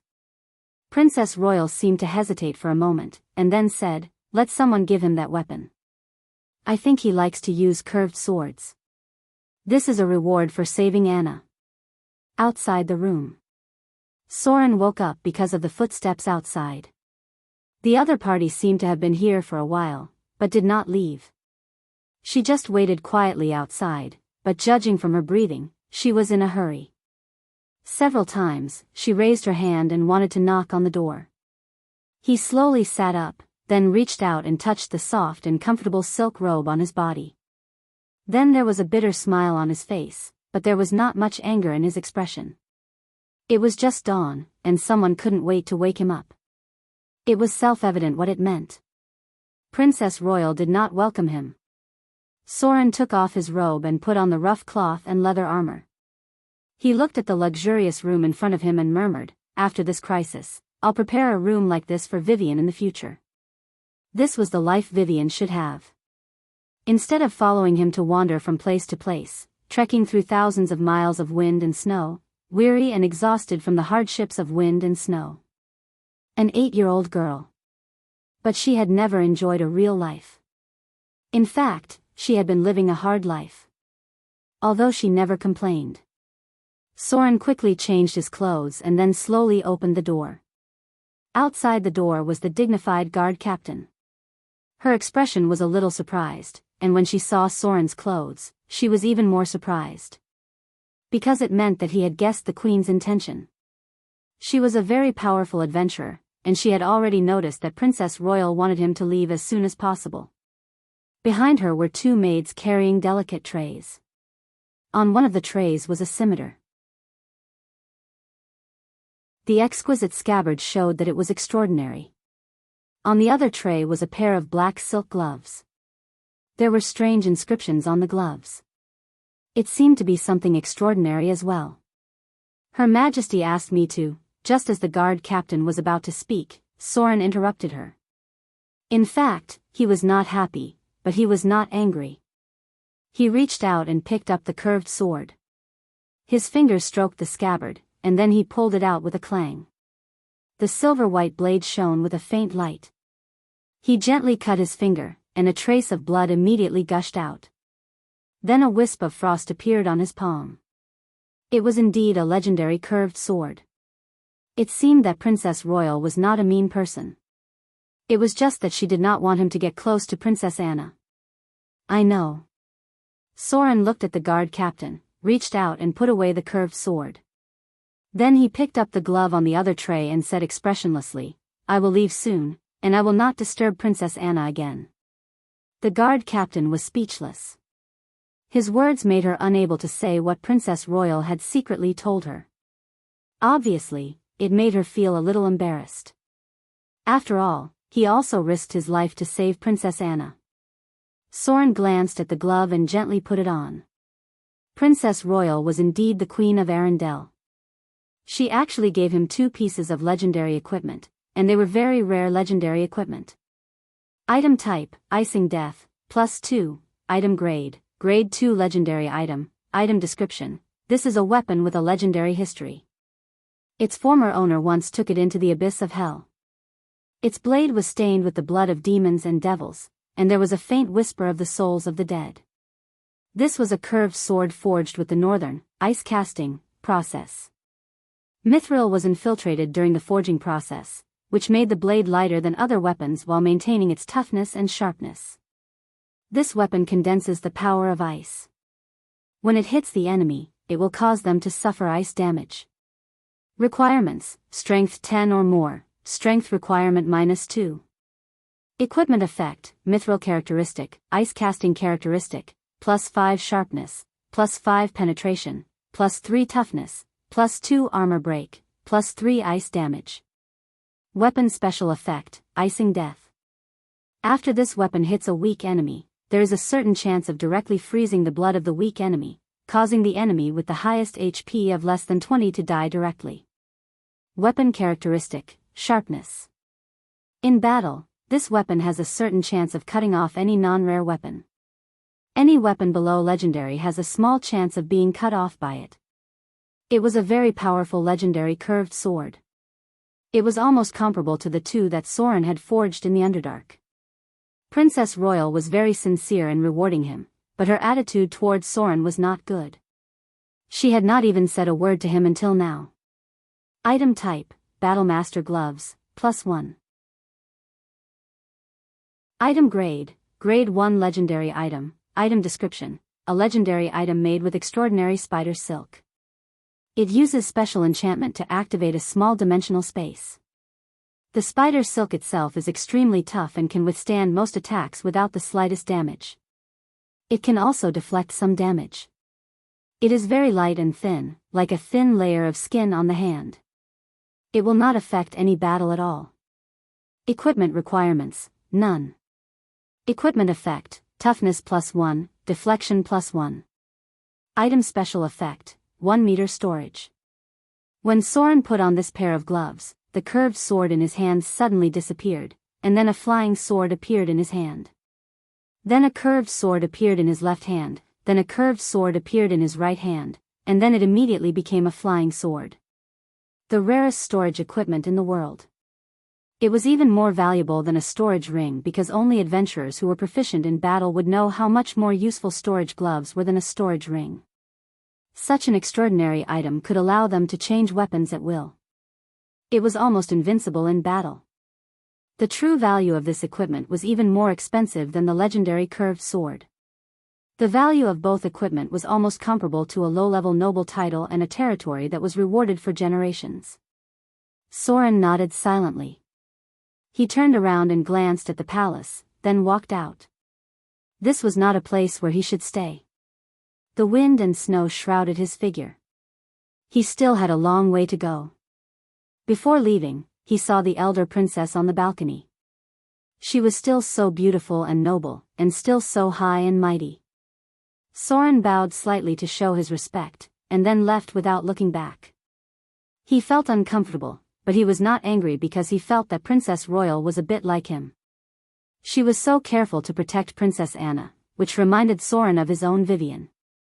If he were in Princess Royal's perspective, he would not want Vivian to get too close to those bloody adventurers. Since she could quietly enjoy the comfortable life of a princess, why let her get close to those adventurers who were always surrounded by blood and killing? Maybe one day, such people would die somewhere. It was so common for adventurers to be buried in the wilderness. Soren's figure gradually faded away. The wind and snow in the sky gradually shrouded him. The guards in the palace looked up at the sky, and then looked at the position of Princess Royal. If Her Majesty was not in a good mood, then snowflakes might fall from Arendelle. Princess Royal was a very restrained person. Outsiders rarely had the chance to see the emotions in her heart from her face. She was always the gentle and kind Her Majesty. Even in the face of the poor in the kingdom, she could smile and look at them. She was so loved by Arendelle. Princess Royal had been watching Soren leave. When he was about to walk out of the gate of the palace, she sighed softly. Sister? Just as Princess Royal was about to go back, Princess Anna's voice suddenly sounded. She was wearing a lovely snow-white nightgown, rubbing the corners of her eyes with her small hands, and walked out barefoot. As if she was still a little confused, she muttered, I just dreamed that Soren suddenly left. Where is he? I want to see him.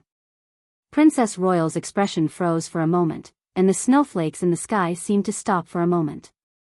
She sighed faintly and said slowly, He's gone. What? Princess Anna's eyes suddenly widened, and then a trace of moisture appeared in her beautiful big eyes. She sobbed as if she had been wronged, and then ran out of the palace barefoot without a word, leaving behind the elder princess with a face full of astonishment, and a young maid who was holding exquisite crystal shoes in her hand and shouting loudly, Your Royal Highness, you haven't worn shoes yet. The girl slid down the spiral stairs like a gust of wind, then lifted the corner of her nightgown with both hands and ran barefoot. After rushing out of the gate, she pushed aside the guards next to her, then turned over and rode a snow-white horse, and galloped towards the gate of the palace. Behind her was Princess Royal, who was still in shock and had not yet woken up from the sudden change, and the young maid who was holding the crystal shoes and standing at the door, panting. Princess Anna galloped to the gate of the palace, and the nearby guards had already stopped in front of the palace gate. She sobbed softly, feeling wronged and uncomfortable. She dismounted from her horse and pushed them away as if she was angry. Then, she ran barefooted up the stairs to the walls of the palace. In the distance, she could vaguely see a distant figure, but it was obscured by the wind and snow. So. Run. Princess Anna put her small hands in front of her mouth to amplify her voice, and tears flowed down from her beautiful big eyes. She didn't know why she felt very wronged and uncomfortable in her heart. She looked at the figure that was gradually moving away in the wind and snow, and suddenly shouted, Soren. I like you. Do you dare to marry me? There was dead silence in the palace. Only Princess Anna's voice still echoed in the wind and snow. Princess Royal opened her mouth in surprise and stayed motionless in place. Her expression seemed to be frightened. In the wind and snow. The figure that was gradually moving away suddenly stiffened, and then stopped in place. He could vaguely see that he had turned around, and then slightly bowed, placing his palm on his heart. This was an ancient knight's salute. Princess Anna's eyes were still dripping with tears. She stood on the wall of the palace, and her petite figure trembled slightly in the cold wind. She shouted with all her strength, Soren. I'll be 16 next year. You must marry me when I'm an adult. Sob. Princess Anna finally cried out. She pushed away the frightened guards around her, then wiped the corners of her eyes and ran into the palace. She was the princess of Arendelle. She would also be the queen of Arendelle in the future.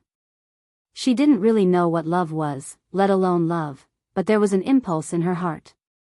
She felt so uncomfortable in her heart, and some things were even more uncomfortable if she didn't say them out loud. She was Princess Anna.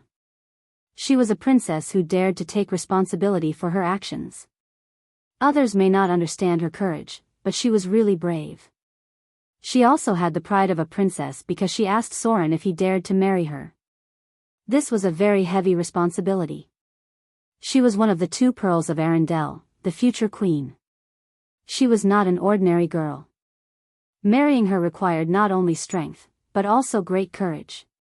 She was also a traditional girl. Because what she wanted was not a love relationship.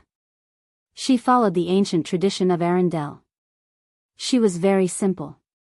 Because she thought that if she liked someone, she should enter the sacred marriage hall, so she shouted to the person she liked, Do you dare to marry me? She was a brave girl, but in fact, she was also very scared. She was Anna. One of the 2 pearls of Arendelle, the most dazzling princess. She may not be strong, or the most beautiful princess, or even very smart. But she was the one and only Princess Anna. P.S. Originally, this was going to be written in 2 chapters, but I'm afraid you'll go crazy and smash my window, so I'll just stick to 1 chapter. After writing it, I actually felt a sense of exhaustion. I don't know how it went, but I should have done my best. Finally. Please reward me. Please give me monthly votes. Please give me monthly votes. There are 2 more today. Chapter 159. The snow was getting heavier and heavier. It was as heavy as Soren's mood at the moment. His steps were heavy, and so was his heart. He had always been a very subjective person, but today he was really confused. His heart seemed to be heavy, and some kind of repressed emotion made him a little breathless. He tightened his cloak and walked step by step into the heavy snow. Snowflakes fell on him, and soon his shoulders were white. Soren raised his hand to shake off the snow on his body, turned his head, and silently looked at the palace of Arendelle. He stood in a corner where people could not see him for a long time, then turned and entered a white world.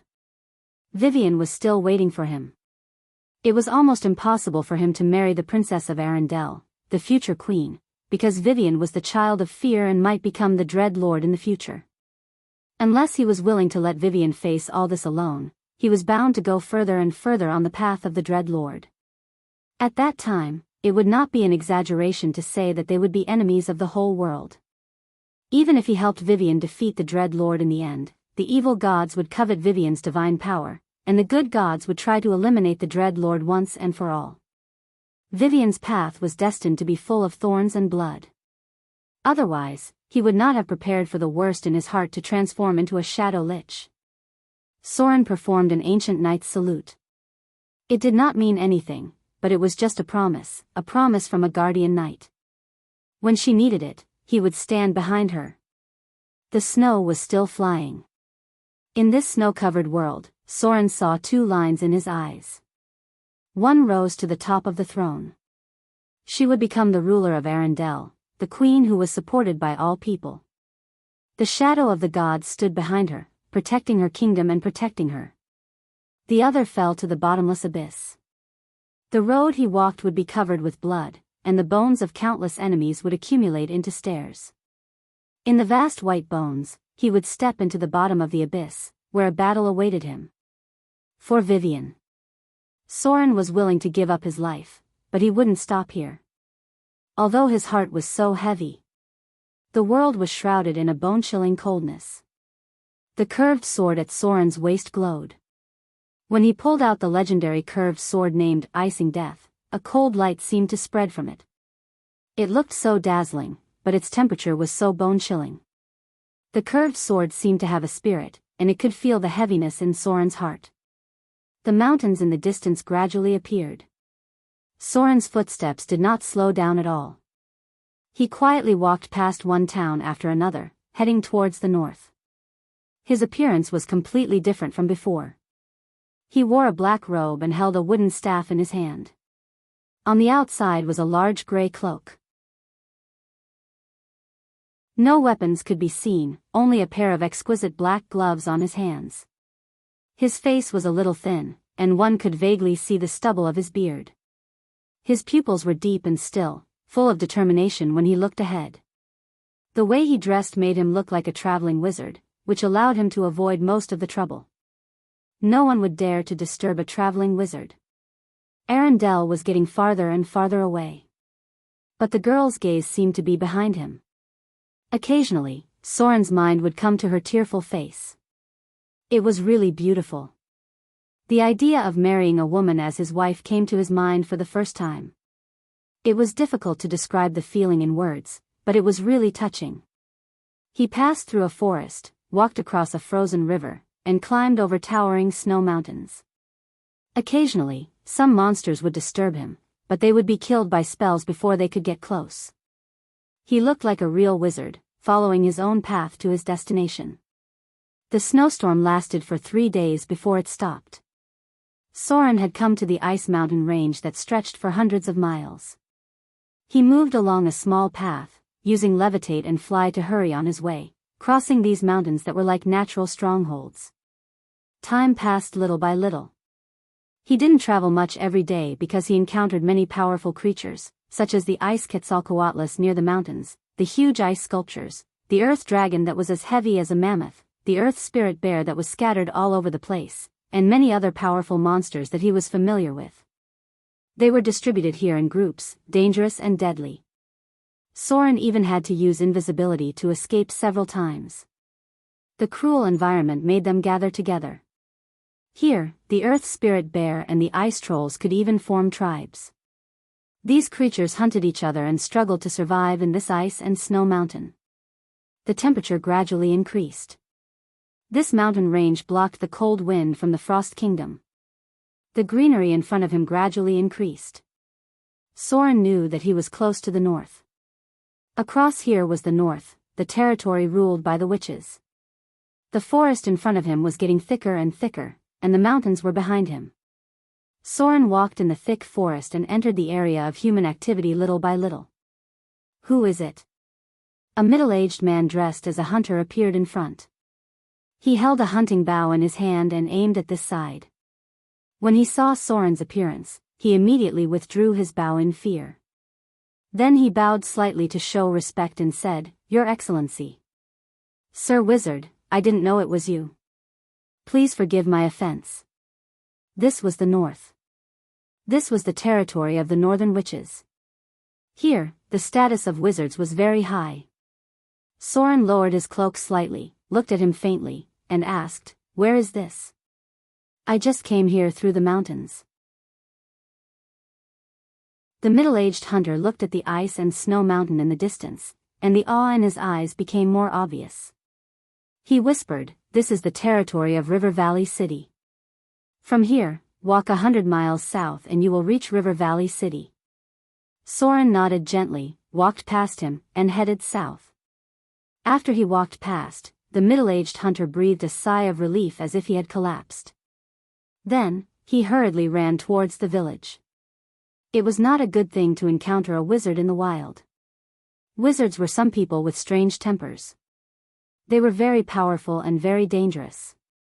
If you angered them, they could easily take your life. He was just an ordinary person, so naturally, he was afraid of the mysterious wizards. Now, he just wanted to stay away from them to avoid any trouble. A river appeared in front of Soren. It was rare that it was not frozen, which meant that the temperature in the north was not very low. There were boatmen ferrying people around the river. In this era, bridges were of a higher standard of alchemy and could only be seen near the city. It was very troublesome to take a detour, so the fishermen in the nearby villages would take the ferry business in their spare time to earn more rations for the children at home. Wherever Soren went, people looked at him with awe. A boatman nervously sent him to the fishing boat and then carefully rowed to the opposite side. Soren left a silver dural for the ferry and then set foot on the land on the other side of the river. In front of him, he could already see reclaimed farmlands and many villages scattered in the distance. The land in the north was relatively flat and open, and it used to be very prosperous for a period of time. Because of the climate, the north only cultivated once a year. During the rest of the season, other crops were planted to support the family. However, the people here lived better than in the south because the north was relatively more sparsely populated. Many villagers would hunt during their leisure time. The law here allowed farmers to hunt, unlike in the south, who had to pay taxes. The corruption of the nobles in the south was very serious. They were almost doing everything possible to increase taxes, and the fishermen had to bear heavy taxes every year. Soren saw a city. The guards stood lazily at the gate, asking the civilians who wanted to enter the city and occasionally extorting some money. However, they did not dare to stop the carriages that were obviously of a higher status. They only squeezed 1 or 2 copper dirhams out of the poor farmers. When Soren walked past, they did not dare to stop him. These guards did not dare to provoke a wizard. Even if the captain gave them a look, the others did not dare to approach and ask. The city was not very prosperous.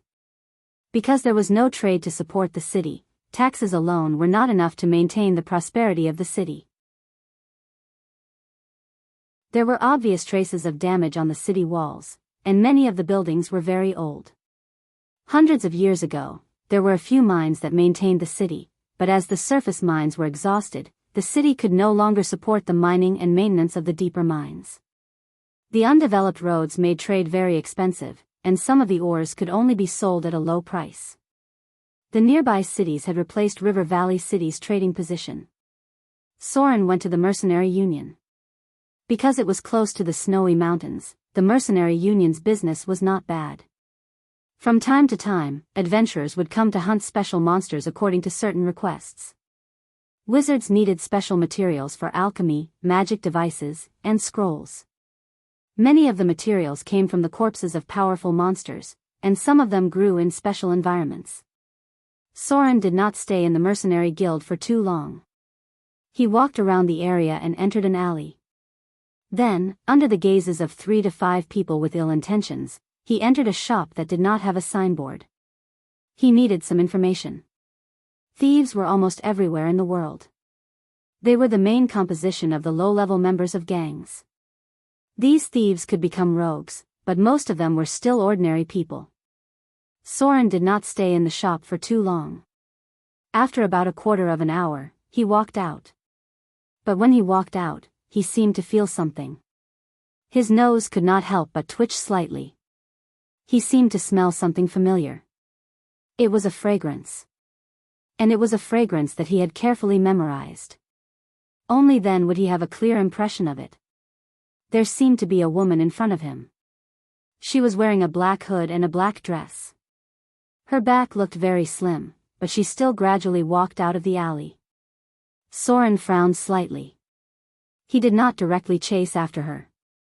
He looked up at the sky and prepared to find a place to stay, then go to Gloria's Tower.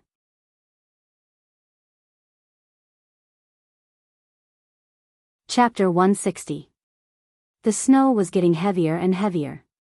It was as heavy as Soren's mood at the moment. His footsteps were heavy, and so was his heart. He had always been a very subjective person, but today he was really confused. His heart seemed to be heavy, and some kind of repressed emotion made him a little breathless.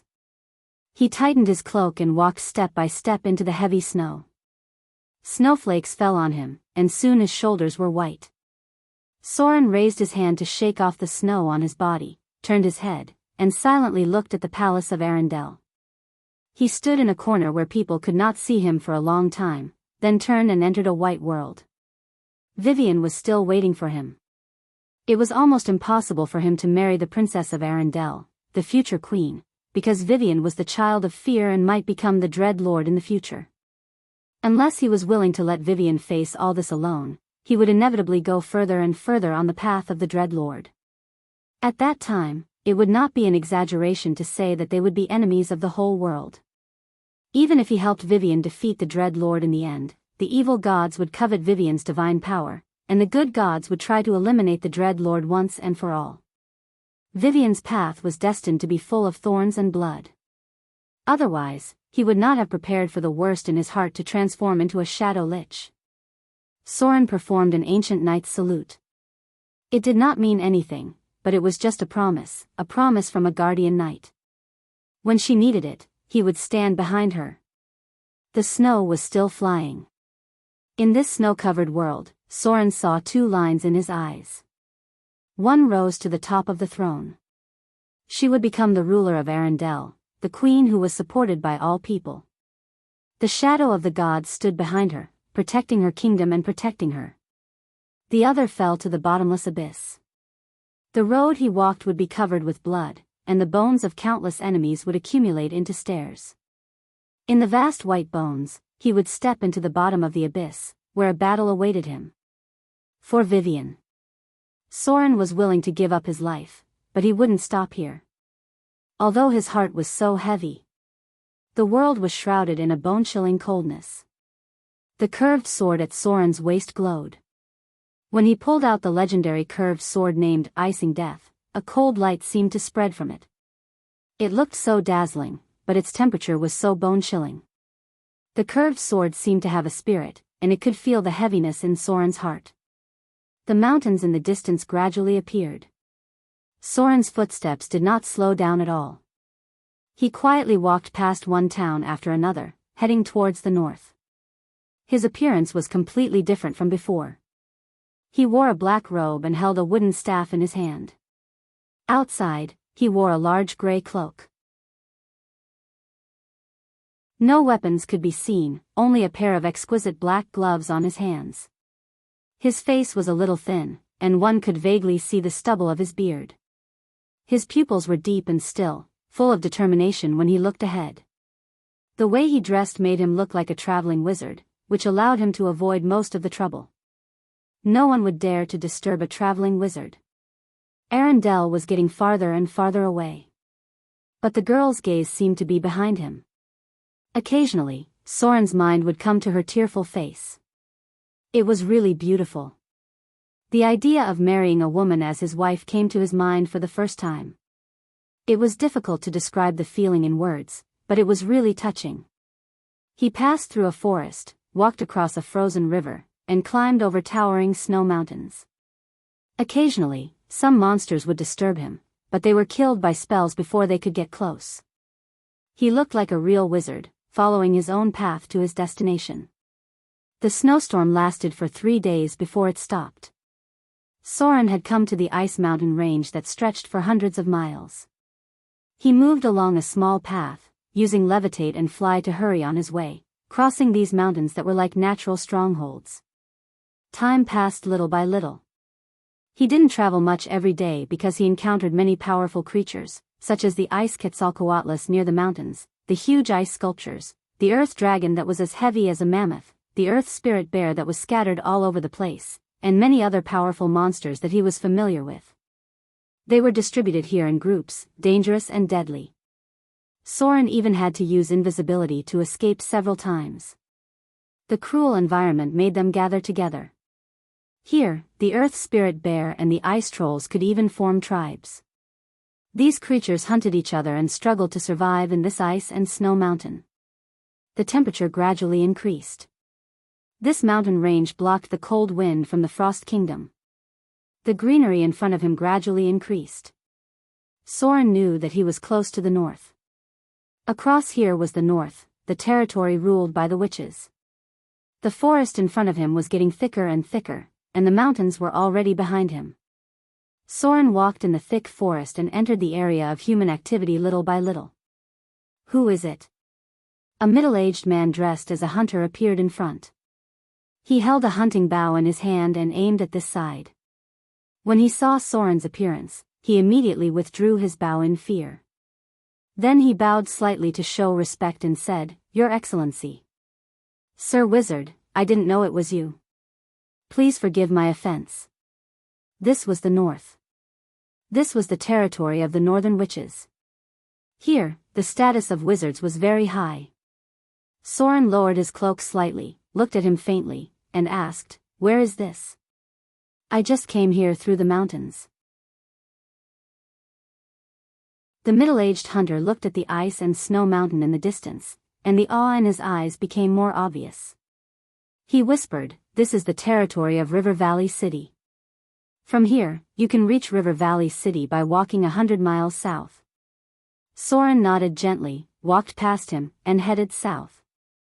After he walked past, the middle-aged hunter breathed a sigh of relief as if he had collapsed. Then, he hurriedly ran towards the village. It was not a good thing to encounter a wizard in the wild. Wizards were some people with strange tempers. They were very powerful and very dangerous. If you angered them, they could easily take your life. He was just an ordinary person, and naturally, he was afraid of the mysterious wizards. Now, he just wanted to stay away from them to avoid any trouble. A river appeared in front of Soren. It was rare that it was not frozen, which meant that the temperature in the north was not very low. There were boatmen ferrying people around the river. In this era, bridges were of a higher standard of alchemy and could only be seen near the city. It was very troublesome to take a detour, so the fishermen in the nearby villages would take the ferry business in their spare time to earn more rations for the children at home. Wherever Soren went, people looked at him with awe. A boatman nervously sent him to the fishing boat and then carefully rowed to the opposite side.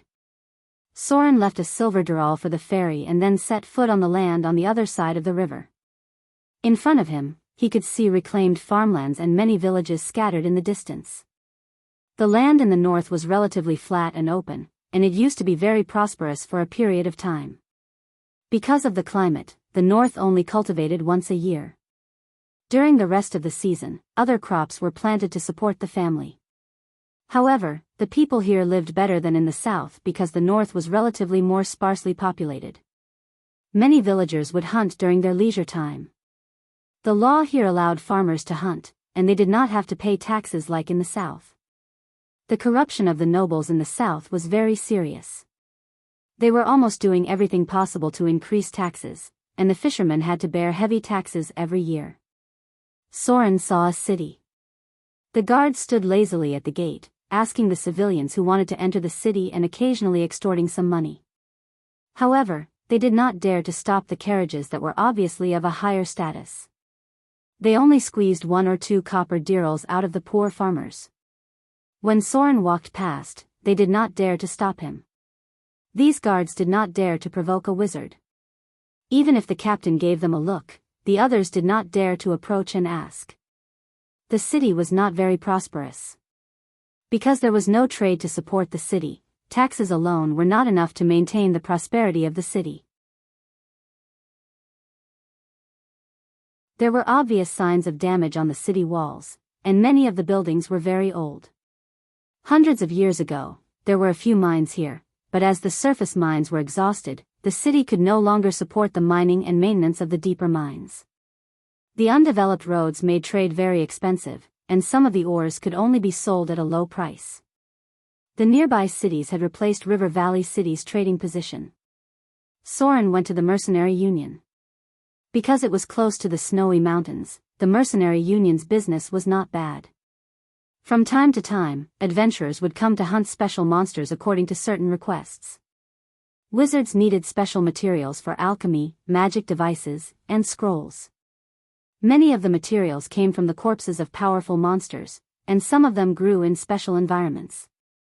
Soren did not stay in the mercenary guild for too long. He walked around the area and entered an alley. Then, under the gazes of 3 to 5 people with ill intentions, he entered a shop that did not have a signboard. He needed some information. Thieves were almost everywhere in the world. They were the main composition of the low-level members of gangs. These thieves could become rogues, but most of them were still ordinary people. Soren did not stay in the shop for too long. After about a quarter of an hour, he walked out. But when he walked out, he seemed to feel something. His nose could not help but twitch slightly. He seemed to smell something familiar. It was a fragrance. It was a fragrance that he had carefully memorized. Only then would he have a clear impression of it. There seemed to be a woman in front of him. She was wearing a black hood and a long black dress.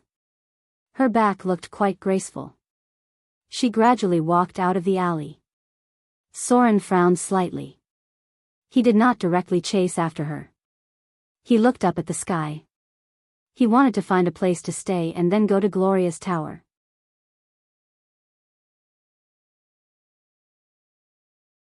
Chapter 161. There were many alleys in the city. The two were walking on an intersecting road. Although Soren felt that the fragrance was a bit familiar, he didn't intend to delve into it. He didn't have the leisure to care about other things. But what he didn't expect was that as soon as he walked out of the alley, he saw another tall figure on the side of the street.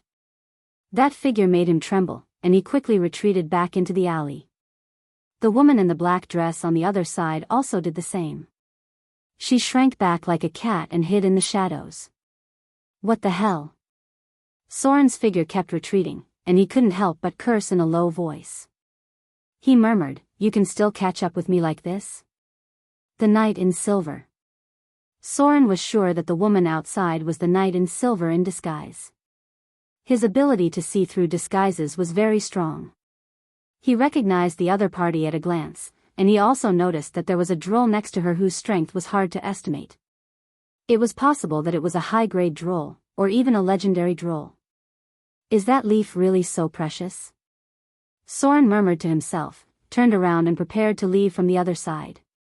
He thought to himself, how can they catch up with me like this? Did they use a legendary prophecy? I've already eaten all of them. What else can they do? Take me back and dissect me? This was not a good place to stay. No matter what method the other party used to catch up with him, Soren felt that he shouldn't stay here. He quietly walked to the other side, and when he turned his head, he immediately saw the woman in the black dress sneaking in this direction. The two looked at each other, and their expressions couldn't help but be stunned. Soren felt that the woman in front of him was somewhat familiar. Although the other party was wearing a veil and her face couldn't be seen, this feeling of familiarity was very strong. He had definitely seen the woman in front of him before, and more than once. The woman in the black dress seemed to have a similar expression. She carefully looked at Soren in the black robe in front of her, and her eyes seemed to be somewhat puzzled and familiar. Both of them were dressed in black, and they were retreating in the same direction. This scene was a little strange. So it's you. The woman in the black dress suddenly revealed a strange smile, and her eyes became seductive.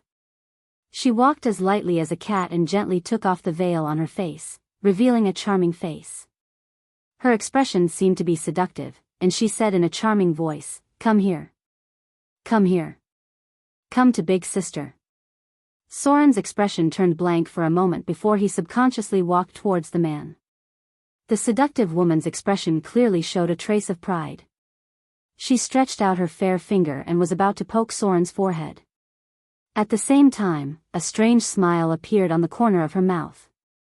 She slowly said, "I'm really lucky to meet you.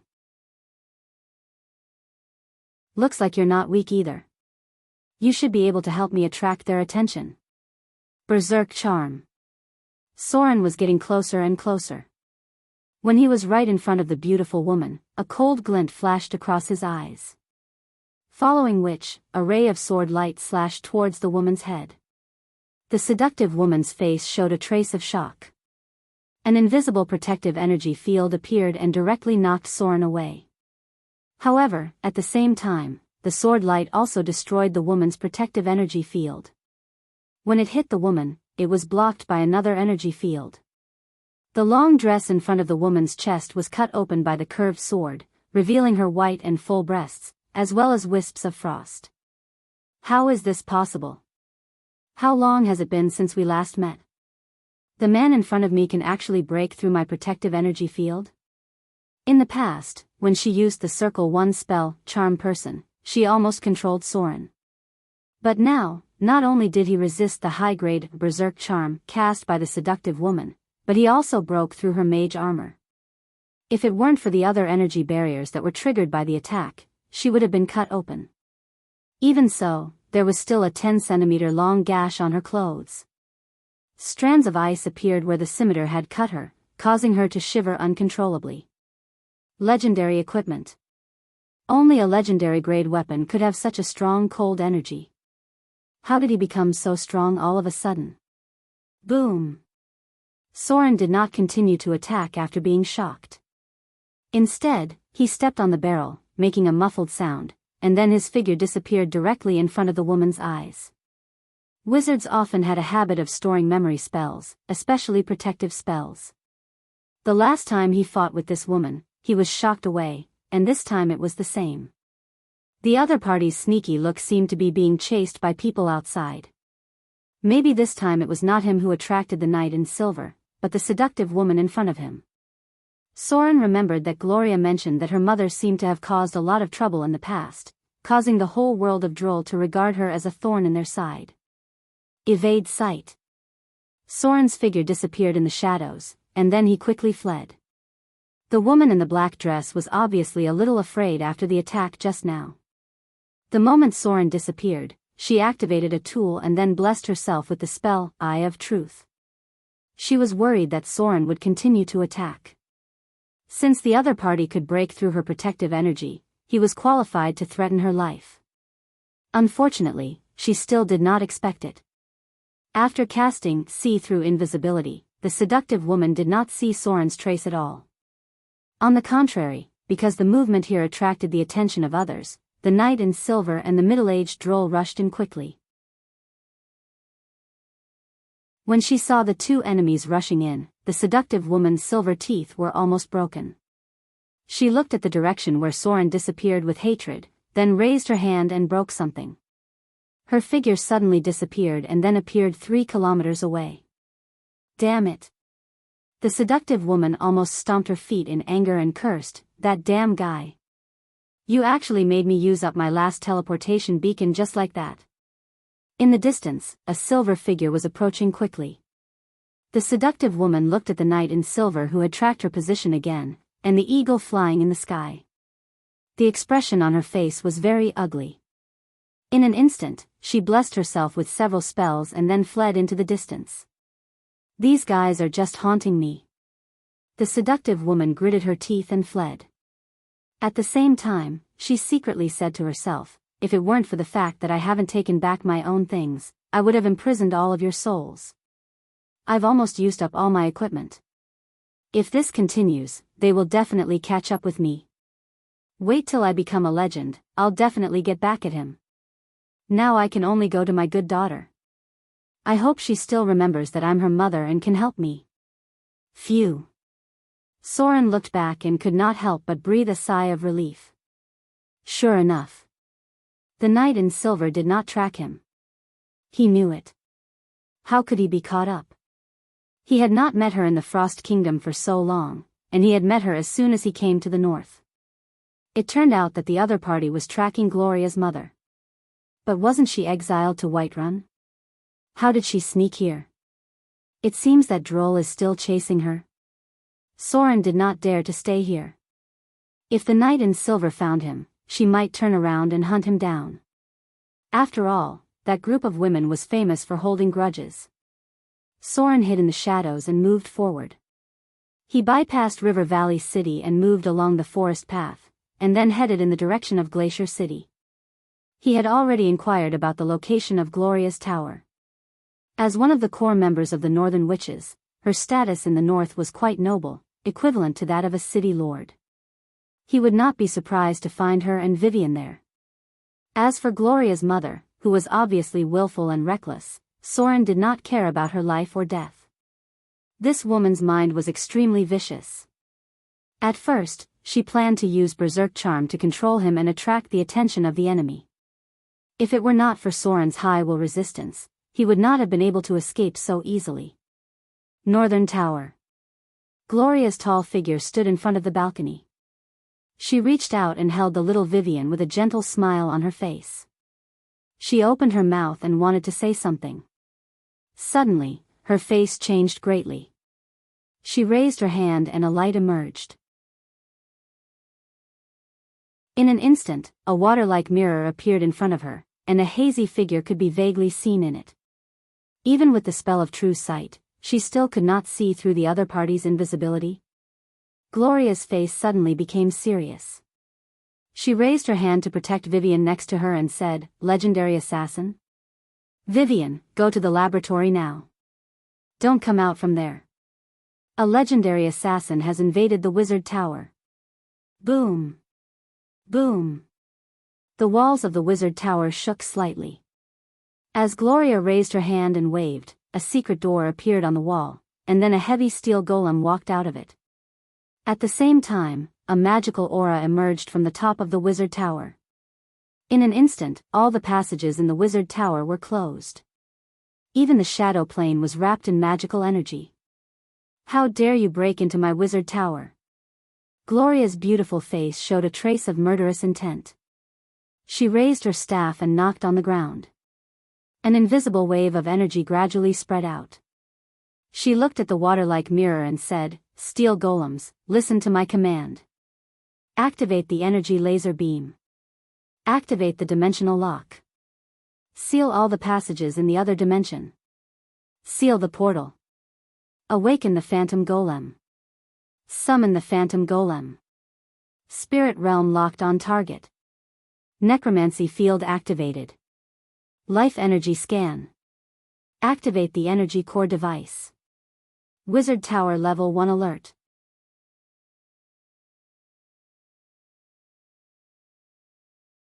Chapter 162. Inside the Wizard Tower. An invisible figure was slowly moving forward. She didn't know how he sneaked into the Wizard Tower. It wasn't until he reached the second floor at the bottom of the tower that Gloria found him. The figure moved carefully along the corner. No one would underestimate the power of the Wizard Tower, not to mention the various traps in it. No one knew how many dangerous devices those crazy adepts had installed in the tower. This was something that even legendary adepts were worried about. Click. There was a slight noise, and the invisible figure pried open a door and then walked in carefully. The other party's basic skills were very high. He could hardly hear any sound when he walked, and complex magic locks could be easily opened. However, when he stepped into the door, suddenly there was a heavy muffled sound from the wall, and a solid stone door fell in an instant. Heavy footsteps sounded behind the passage, and the huge figure of the steel golem slowly approached. A mechanism opened on the right side of the passage, and then a deadly green light shot out from it. Disintegrate. The matter hit by the green light dissipated directly and was decomposed into the most basic material structure. The figure who sneaked into the Wizard Tower trembled and seemed to have suffered a lot of damage. Disintegrate could cause 240 points of spell damage at most. If the target couldn't pass the test of fortitude, it could disintegrate a living person on the spot. Even if the target passed the test of fortitude, disintegrate would still cause about 30 points of erosion damage, and part of the body could be disintegrated. At the top of the Wizard Tower, Gloria's expression was a little puzzled. She frowned slightly and said, "Can he sneak into my Wizard Tower? How could he not avoid disintegrate? Where are the legendary items on him?" It was impossible for a legendary lurker to not have legendary items on him. Moreover, no matter what profession the lurker was in, he would master some special shadow skills. These skills could resist spell damage, so there was no need to directly resist disintegrate. Because unless one had absolute confidence in their physique, they could be disintegrated on the spot. Disintegrate was a fatal spell determined by spell energy. No. Gloria frowned and said in a deep voice, "Activate the energy laser beam." A magic gem device was activated, and a red energy laser beam appeared. The path it passed through was directly cut open. It streaked across the passage at an astonishing speed and instantly hit the lurker. The other party's body was cut in half in an instant, but no blood flowed out. The body that was cut in half at the waist appeared. It was a figure wearing a black cloak and covered his face. There was a special emblem on his chest. It was a pale palm that stretched out from the ground, surrounded by a graveyard of white bones. Not good. Gloria's expression changed drastically, and she instantly activated some kind of device. Her body was wrapped in a protective energy, and she muttered, "Hand of Despair?" What kind of spell-like ability was that? Shadow Incarnation? True Mirror Image? Or Simulacrum? A cold light appeared behind her. A strange figure suddenly rushed in from a height of hundreds of meters outside the Wizard Tower. For a moment, the figure was distorted, and then it passed through the energy shield of the Wizard Tower and directly broke the window into the room. The enemy's main body had been hovering several hundred meters above the Adept's tower all this time. Once he found her position, he used a special interplanar teleportation technique to break through the defensive energy barrier. He then broke through the window and entered the tower. A dark dagger appeared, and there was a faint wail of the dead. Spell trigger. Spell order. Accident. Energy shield ring. 6 magic auras appeared on Gloria's body in succession, and a protective energy field opened up. At the same time, her figure disappeared in place and appeared 10 meters away with a flash spell. The dark shadow chasing behind her also disappeared in an instant, and some kind of special field power covered the room. Then he appeared again behind Gloria and stabbed her heart with a dagger. The magic shields broke like eggshells, and the dagger hit the weakest point of the protective energy field. At the same time, a spell was dispelled at the moment of contact. The next moment, the dagger stabbed into Gloria's heart. A stream of blood gushed out. Gloria's face was very pale. The deflection field made the dagger move a little bit. Although it did not stab her heart, it made her seriously injured. The strength of the other party was more amazing than she thought. Weakness detection. This was a legendary assassin with a profession level close to 25. The power of the poison began to take effect. Gloria seemed to want to cast a spell, but the process was interrupted by the poison.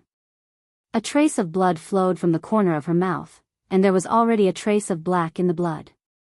Crossplane jump, shadow realm, shadow shuttle, shadow strike, deadly poison, weakness detection, true mirror image. In an instant, Gloria's heart was full of despair because the other party was the legendary Hand of Despair, a top assassin who entered the legendary realm hundreds of years ago. He even succeeded in assassinating legendary wizards. Although Gloria was a high-level witch, she didn't know any ninth circle spells.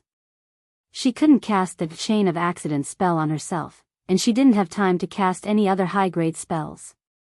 Her opponent didn't give her any time to cast any spells. The black dagger flashed and stabbed towards her throat. From the beginning until now, the other party did not intend to sneak into the wizard tower. The mirror image was just to alarm her and then find out where Gloria was in the wizard tower. This was a very experienced legendary assassin. Death came. Gloria's pupils were full of despair.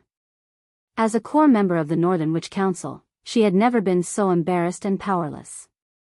A legendary assassin with a profession level of 25, this had not appeared for nearly 100 years, right? Why would he assassinate her? Vivian? Where is she now? The wizard tower could not stop such an existence at all. Unless she had also advanced into the realm of legendary wizards, she would not be able to fight against this kind of existence without spells that could stop time or spells that were at the level of level 9 or above. The current Eye of the North, the head of the Witch Council, was only a level 24 Northern Witch. Her profession level might not be as high as the legendary assassin in front of her. This was a profession qualified to step into the realm of the gods. The moment of death was so long.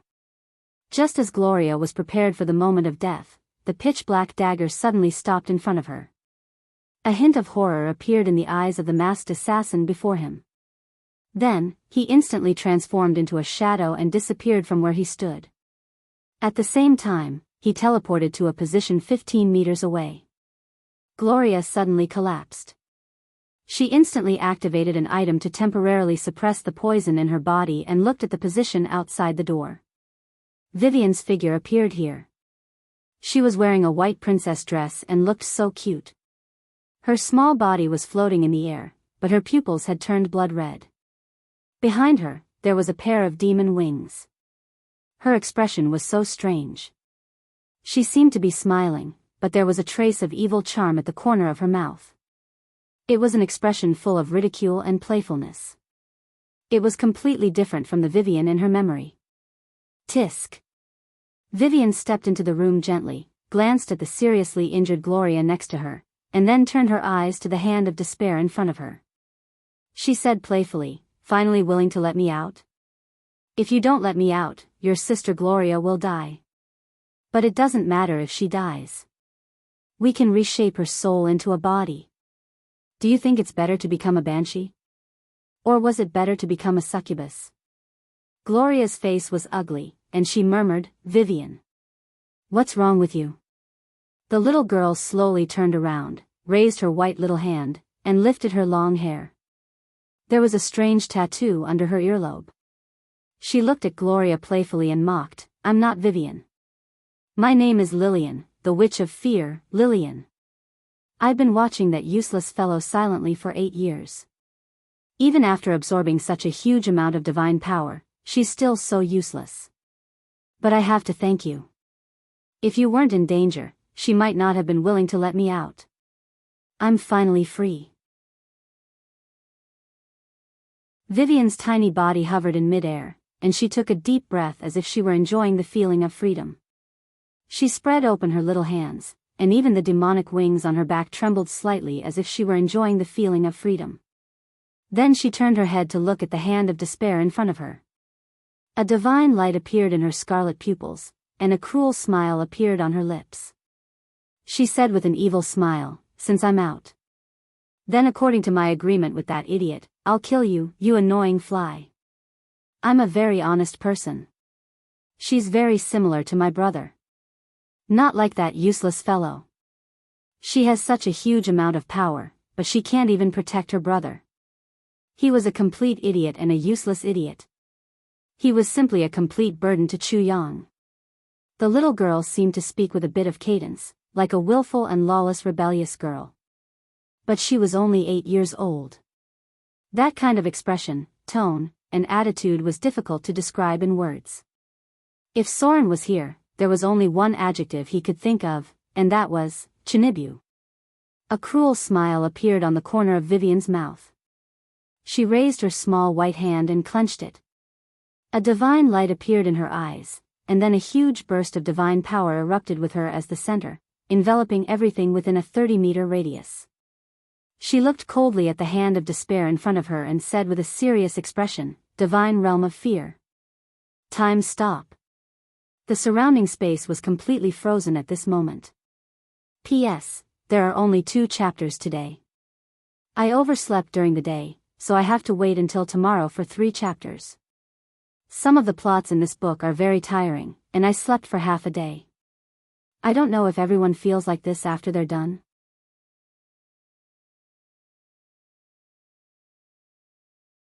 Chapter 163.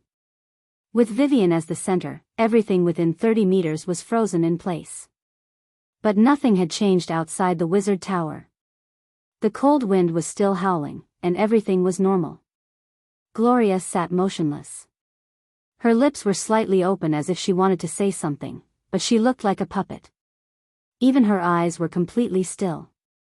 In front of her was a completely motionless black shadow. The twisted shadow wrapped it in it, and one could vaguely see the horror in its eyes. Vivian's petite figure floated to the ground. Her hands began to cast spells quickly, and a series of notes came out of her mouth. This was the most ancient demonic language. It was a language with special power, and it was also the main component of blasphemy language. Only some powerful demon lords and fallen evil gods could master part of it. This language was also very precious knowledge in the abyss. From the appearance of the abyss until now, only one legendary existence could speak this language completely. She was the most ancient demon and the world's first succubus. Of course, at that time, she was not called a succubus. Even the Baylor had not appeared yet. There were no records of her name.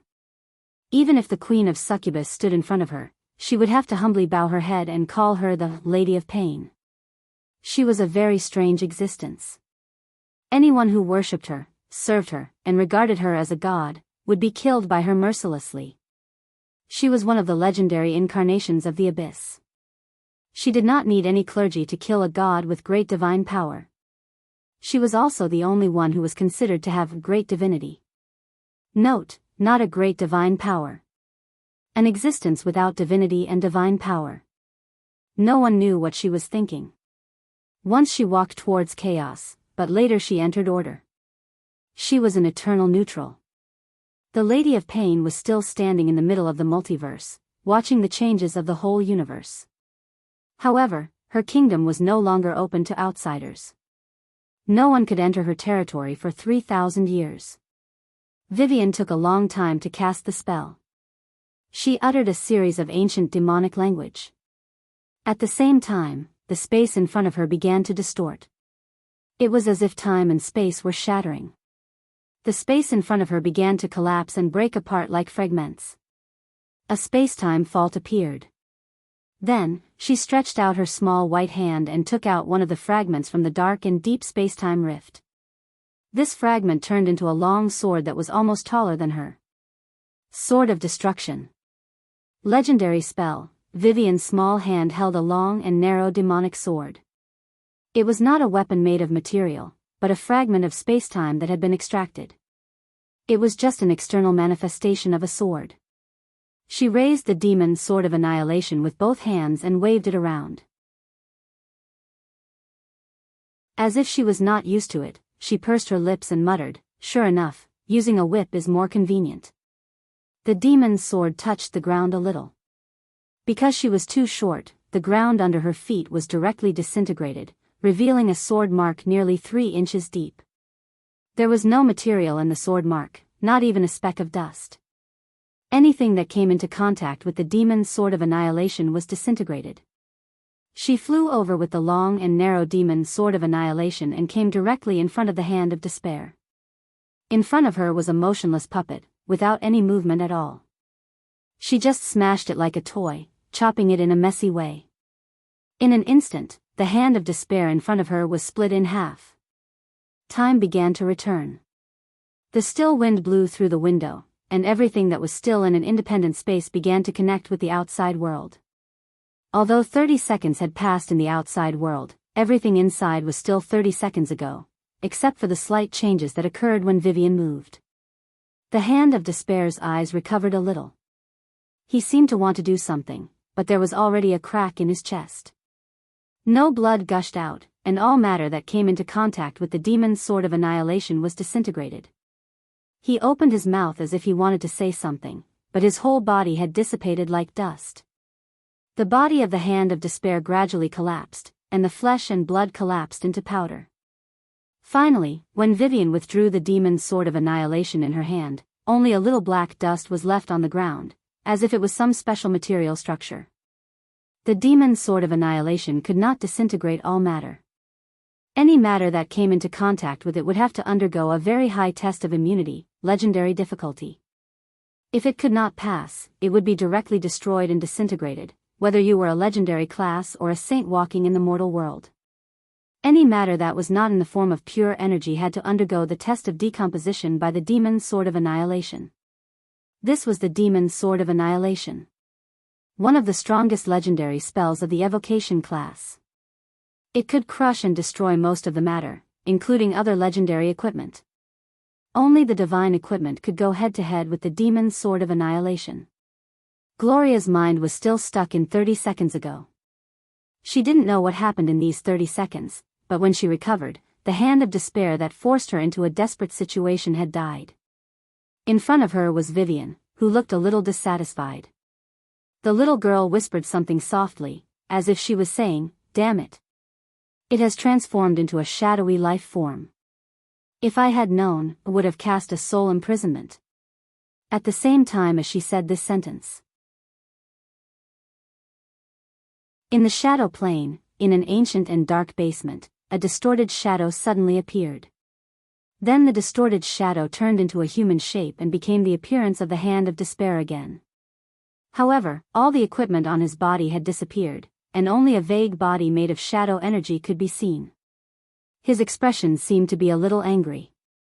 After standing up, he looked around, then walked to a jumping flame and slowly said, "The first son of fear has completely awakened. She destroyed my body. I must reconstruct my body." In the tower, Gloria stood up with some difficulty. She looked at Vivian, who had transformed into a demon in front of her, and murmured, "You." "Vivian." The little girl turned her head with some dissatisfaction, stared at her with wide eyes, and said disdainfully, "I said I'm not Vivian. My name is Lillian. I'm the most powerful witch of fear." After saying that, she turned around and left. A moment ago, her aura was still very strong, like a high and mighty demon lord. But the next moment, she controlled the small version of the demon wings behind her to tremble slightly. She was like a succubus that hadn't grown up yet. She looked a little embarrassed as she flew up. Just now, she was floating in the air with the power of magic. Now, she was really flying with the pair of demon wings behind her. But she looked very clumsy, and people were worried that she would accidentally fall. It seemed that she hadn't fully learned to control her wings. Her petite body swayed in the air, which was quite funny. Whether she was Vivian or Lillian, she didn't seem to have grown up yet. Gloria stood up with her injuries. The poison in her body had been partially removed by magic. She looked at Vivian, who had flown out of the wizard tower, and said weakly, "You. Where are you going?" "Nonsense."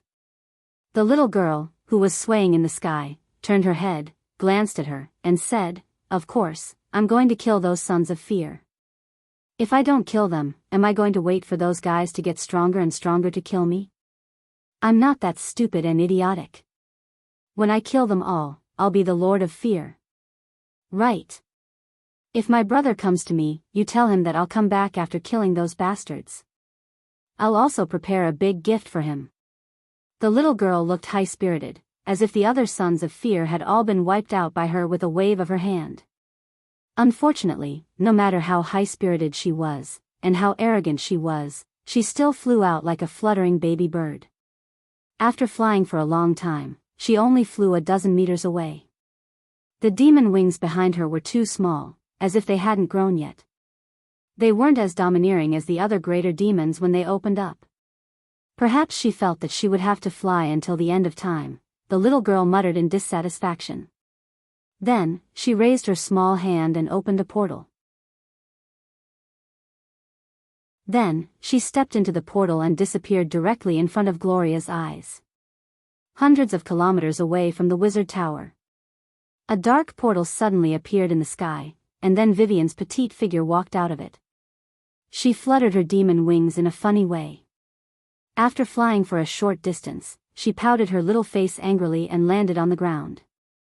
At the same time, she said in dissatisfaction, "What a fool and idiot. Growing up so slow. Useless." The little girl landed unsteadily. As she got closer and closer to the ground, she couldn't help but frown. At the same time, she touched herself with her little hand and murmured, "Why do I feel that my strength is getting less and less? That's not right. My strength is still there. Ah. It's over. All my strength has gone to that fool and idiot. How could this be? How could I lose to that fool and idiot? Didn't she have no divinity at all? No. I don't want to go back. It's dark inside. Fool. Idiot. Bastard. Let me out. I'll be back." Plop. Vivian, who had just landed about a dozen meters above the ground, suddenly fell rapidly. The demon wings behind her gradually dissipated, and the demonic tattoo under her earlobe disappeared. Her little body fell directly into a lake, and there were ripples when the water splashed.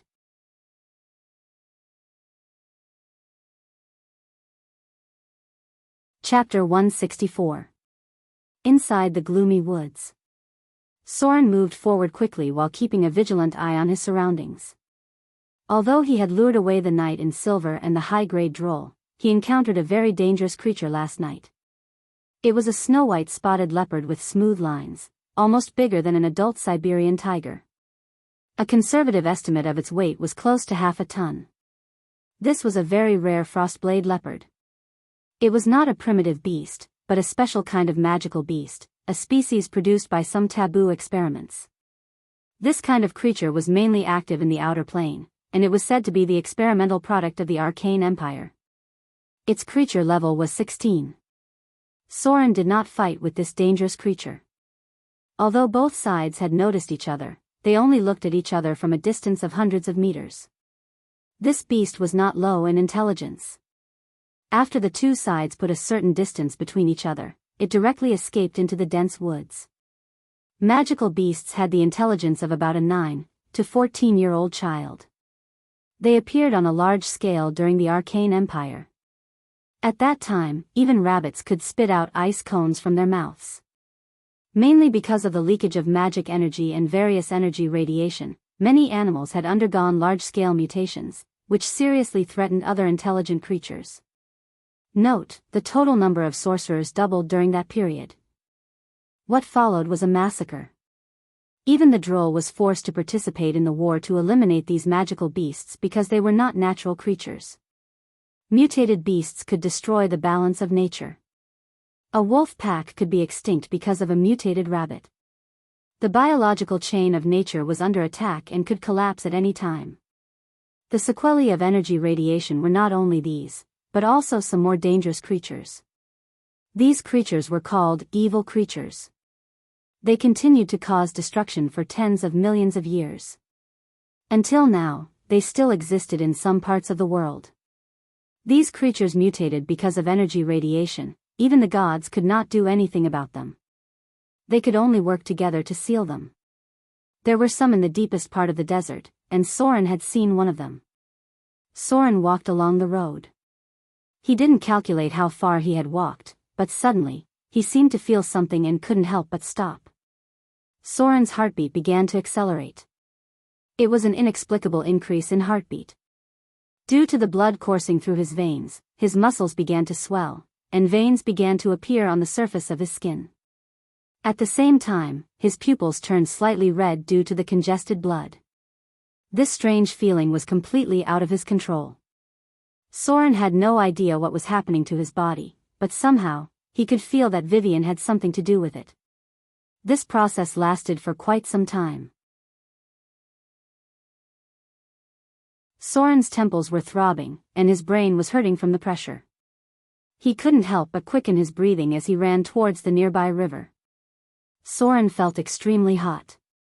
His skin was slightly red, and his mouth was dry.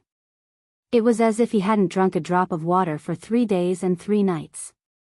He wanted to drink a whole bucket of water in one go. His skin was getting redder and redder, and his muscles were swelling painfully. Ah! Soren couldn't help but let out a scream. He staggered and fell to the ground. The pain was getting worse, but he gritted his teeth and forced himself to crawl forward. Little by little, he reached the river and fell into it. Asterisk sizzle. Asterisk a stream of water vapor rose from the river. Soren's skin was like a piece of red-hot iron, and a part of the water had evaporated. The rising water vapor was getting thicker and thicker. Soren's pain gradually subsided, and he gradually regained consciousness. When he looked down at his palm, he realized that there was a strange tattoo on his body. The tattoo slowly spread along his arm, from his arm to his collarbone, and then along his neck until it reached his earlobe. Soren slowly stood up. In the reflection of the river, he still looked the same. However, his pupils had turned scarlet, and there were many strange tattoos on his body. They looked like the tattoos that some wizards would carve on their bodies, but they were more like the tattoos of high-grade demons in the abyss. The first batch of high-grade demons had similar tattoos on their bodies, which allowed them to resist all kinds of damage. Soren still looked the same as before, but the biggest changes were the tattoos on his skin and his pupils that had turned scarlet. His heart was beating faster than before. Soren's basic heart rate had increased by 50%. The changes to his appearance weren't very obvious, and he was a little stunned by the sudden change. His body temperature had increased by a lot. The first thing Soren felt was the change in his body temperature. The body temperature of an ordinary human was about 36 degrees, but now his body temperature was at least 50 to 60 degrees. His skin was a little red, and his thin body was much stronger than before. His whole body was full of swollen muscles. The small muscles that were not very eye-catching were also exposed outside, and the clothes on his body were stretched out a lot. The change didn't last long. When Soren was about to check why he suddenly changed, his accelerated heartbeat gradually slowed down and returned to its original level. Then, the bulging muscles on his body due to the rush of blood also gradually returned to normal. His scarlet pupils returned to their original state, and the tattoos on his arms also disappeared little by little. If it wasn't for the little bit of water vapor around him, he would have thought that everything just now was an illusion, and that he was under some kind of illusion spell. What's going on? Soren opened his palm and looked at himself. There was nothing wrong with his body. His pupils returned to normal, and the tattoos had completely disappeared. None of the changes had left a trace. A row of data suddenly appeared. An unknown mutation has occurred. Divine energy activated. Temporarily transformed into slaughterer form. Slaughterer form activated. Mutation disappeared. Restored to original state. Slaughterer form cancelled. Vivian. Soren's expression changed slightly. He almost immediately walked out of the river and ran forward. Although he didn't know what caused such a change, Soren was sure that it definitely had something to do with Vivian.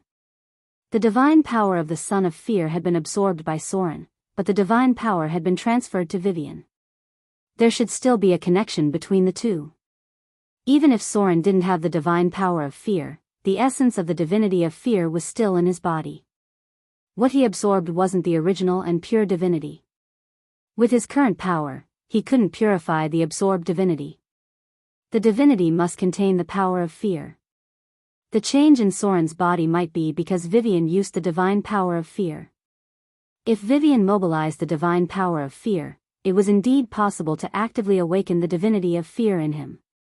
The power of divinity could change the bloodline, and in the end, it could even transform into a half-energy saint form.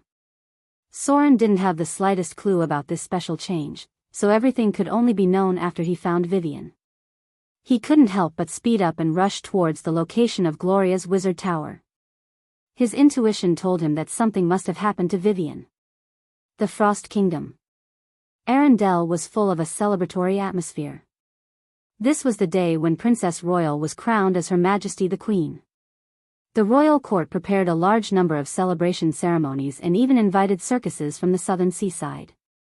The people of Arendelle were enjoying the joy of the celebration. People could be seen drinking and laughing everywhere. The celebratory fireworks had begun to be lit, and from time to time, bards would perform wonderful tricks, attracting waves of amazement. The Phantom Circus in the center had the most audience. The Goblin Clown gave rise to waves of praises, and the Beast Tamer directed the beasts to perform, creating dozens of new tricks. The celebration, which had been postponed for some reason, was finally held again. Princess Royal stood at the top of Arendelle's castle, looking down at the city in front of her, like a queen watching everything. Sister. Soft footsteps sounded behind her, and Princess Anna's slightly thin face appeared behind her. She looked much more haggard than before, and was not as naive and lively as before. She looked more peaceful and indifferent, like a little white flower in the breeze. People would always grow up. The girl would also become more mature day by day. Her temperament had begun to change slightly, and she was faintly similar to the Princess Royal in front of her. Since the day she scared the whole palace, Princess Anna had locked herself in her room for 3 days and 3 nights. When she came out, she became much quieter than before and began to try to help Princess Royal deal with the kingdom's affairs. She was also kind and gentle to the officials and guards. Occasionally, she would sit in front of the balcony in the afternoon and meditate, playing with some gadgets in her hands. Anna, Princess Royal's eyes showed a trace of affection. She opened her arms and hugged Princess Anna in front of her. She said slowly, "Are you okay?" Princess Anna nodded gently, then said, "I want to start learning magic. As the Princess of Arendelle, I can't always rely on others to protect me. Maybe I should try to learn to protect myself." Princess Royal pondered for a moment, then nodded gently. Then she took Princess Anna's little hand and led her to the high platform at the top of the castle. The court maid next to her made a gesture, and immediately fireworks rose. The gorgeous fireworks bloomed in the sky, illuminating the sky above Arendelle. The people outside the castle looked over. While they marveled at the beauty of the fireworks, they also saw the 2 princesses at the top of the castle. There was a burst of cheers like a landslide and a tsunami. Princess Royal was crowned as Her Majesty the Queen, and Princess Anna became the first heir to Arendelle. You're tuning into the Dreamy Love Stories YouTube channel. Don't forget to subscribe and join us on this journey to catch the most captivating stories.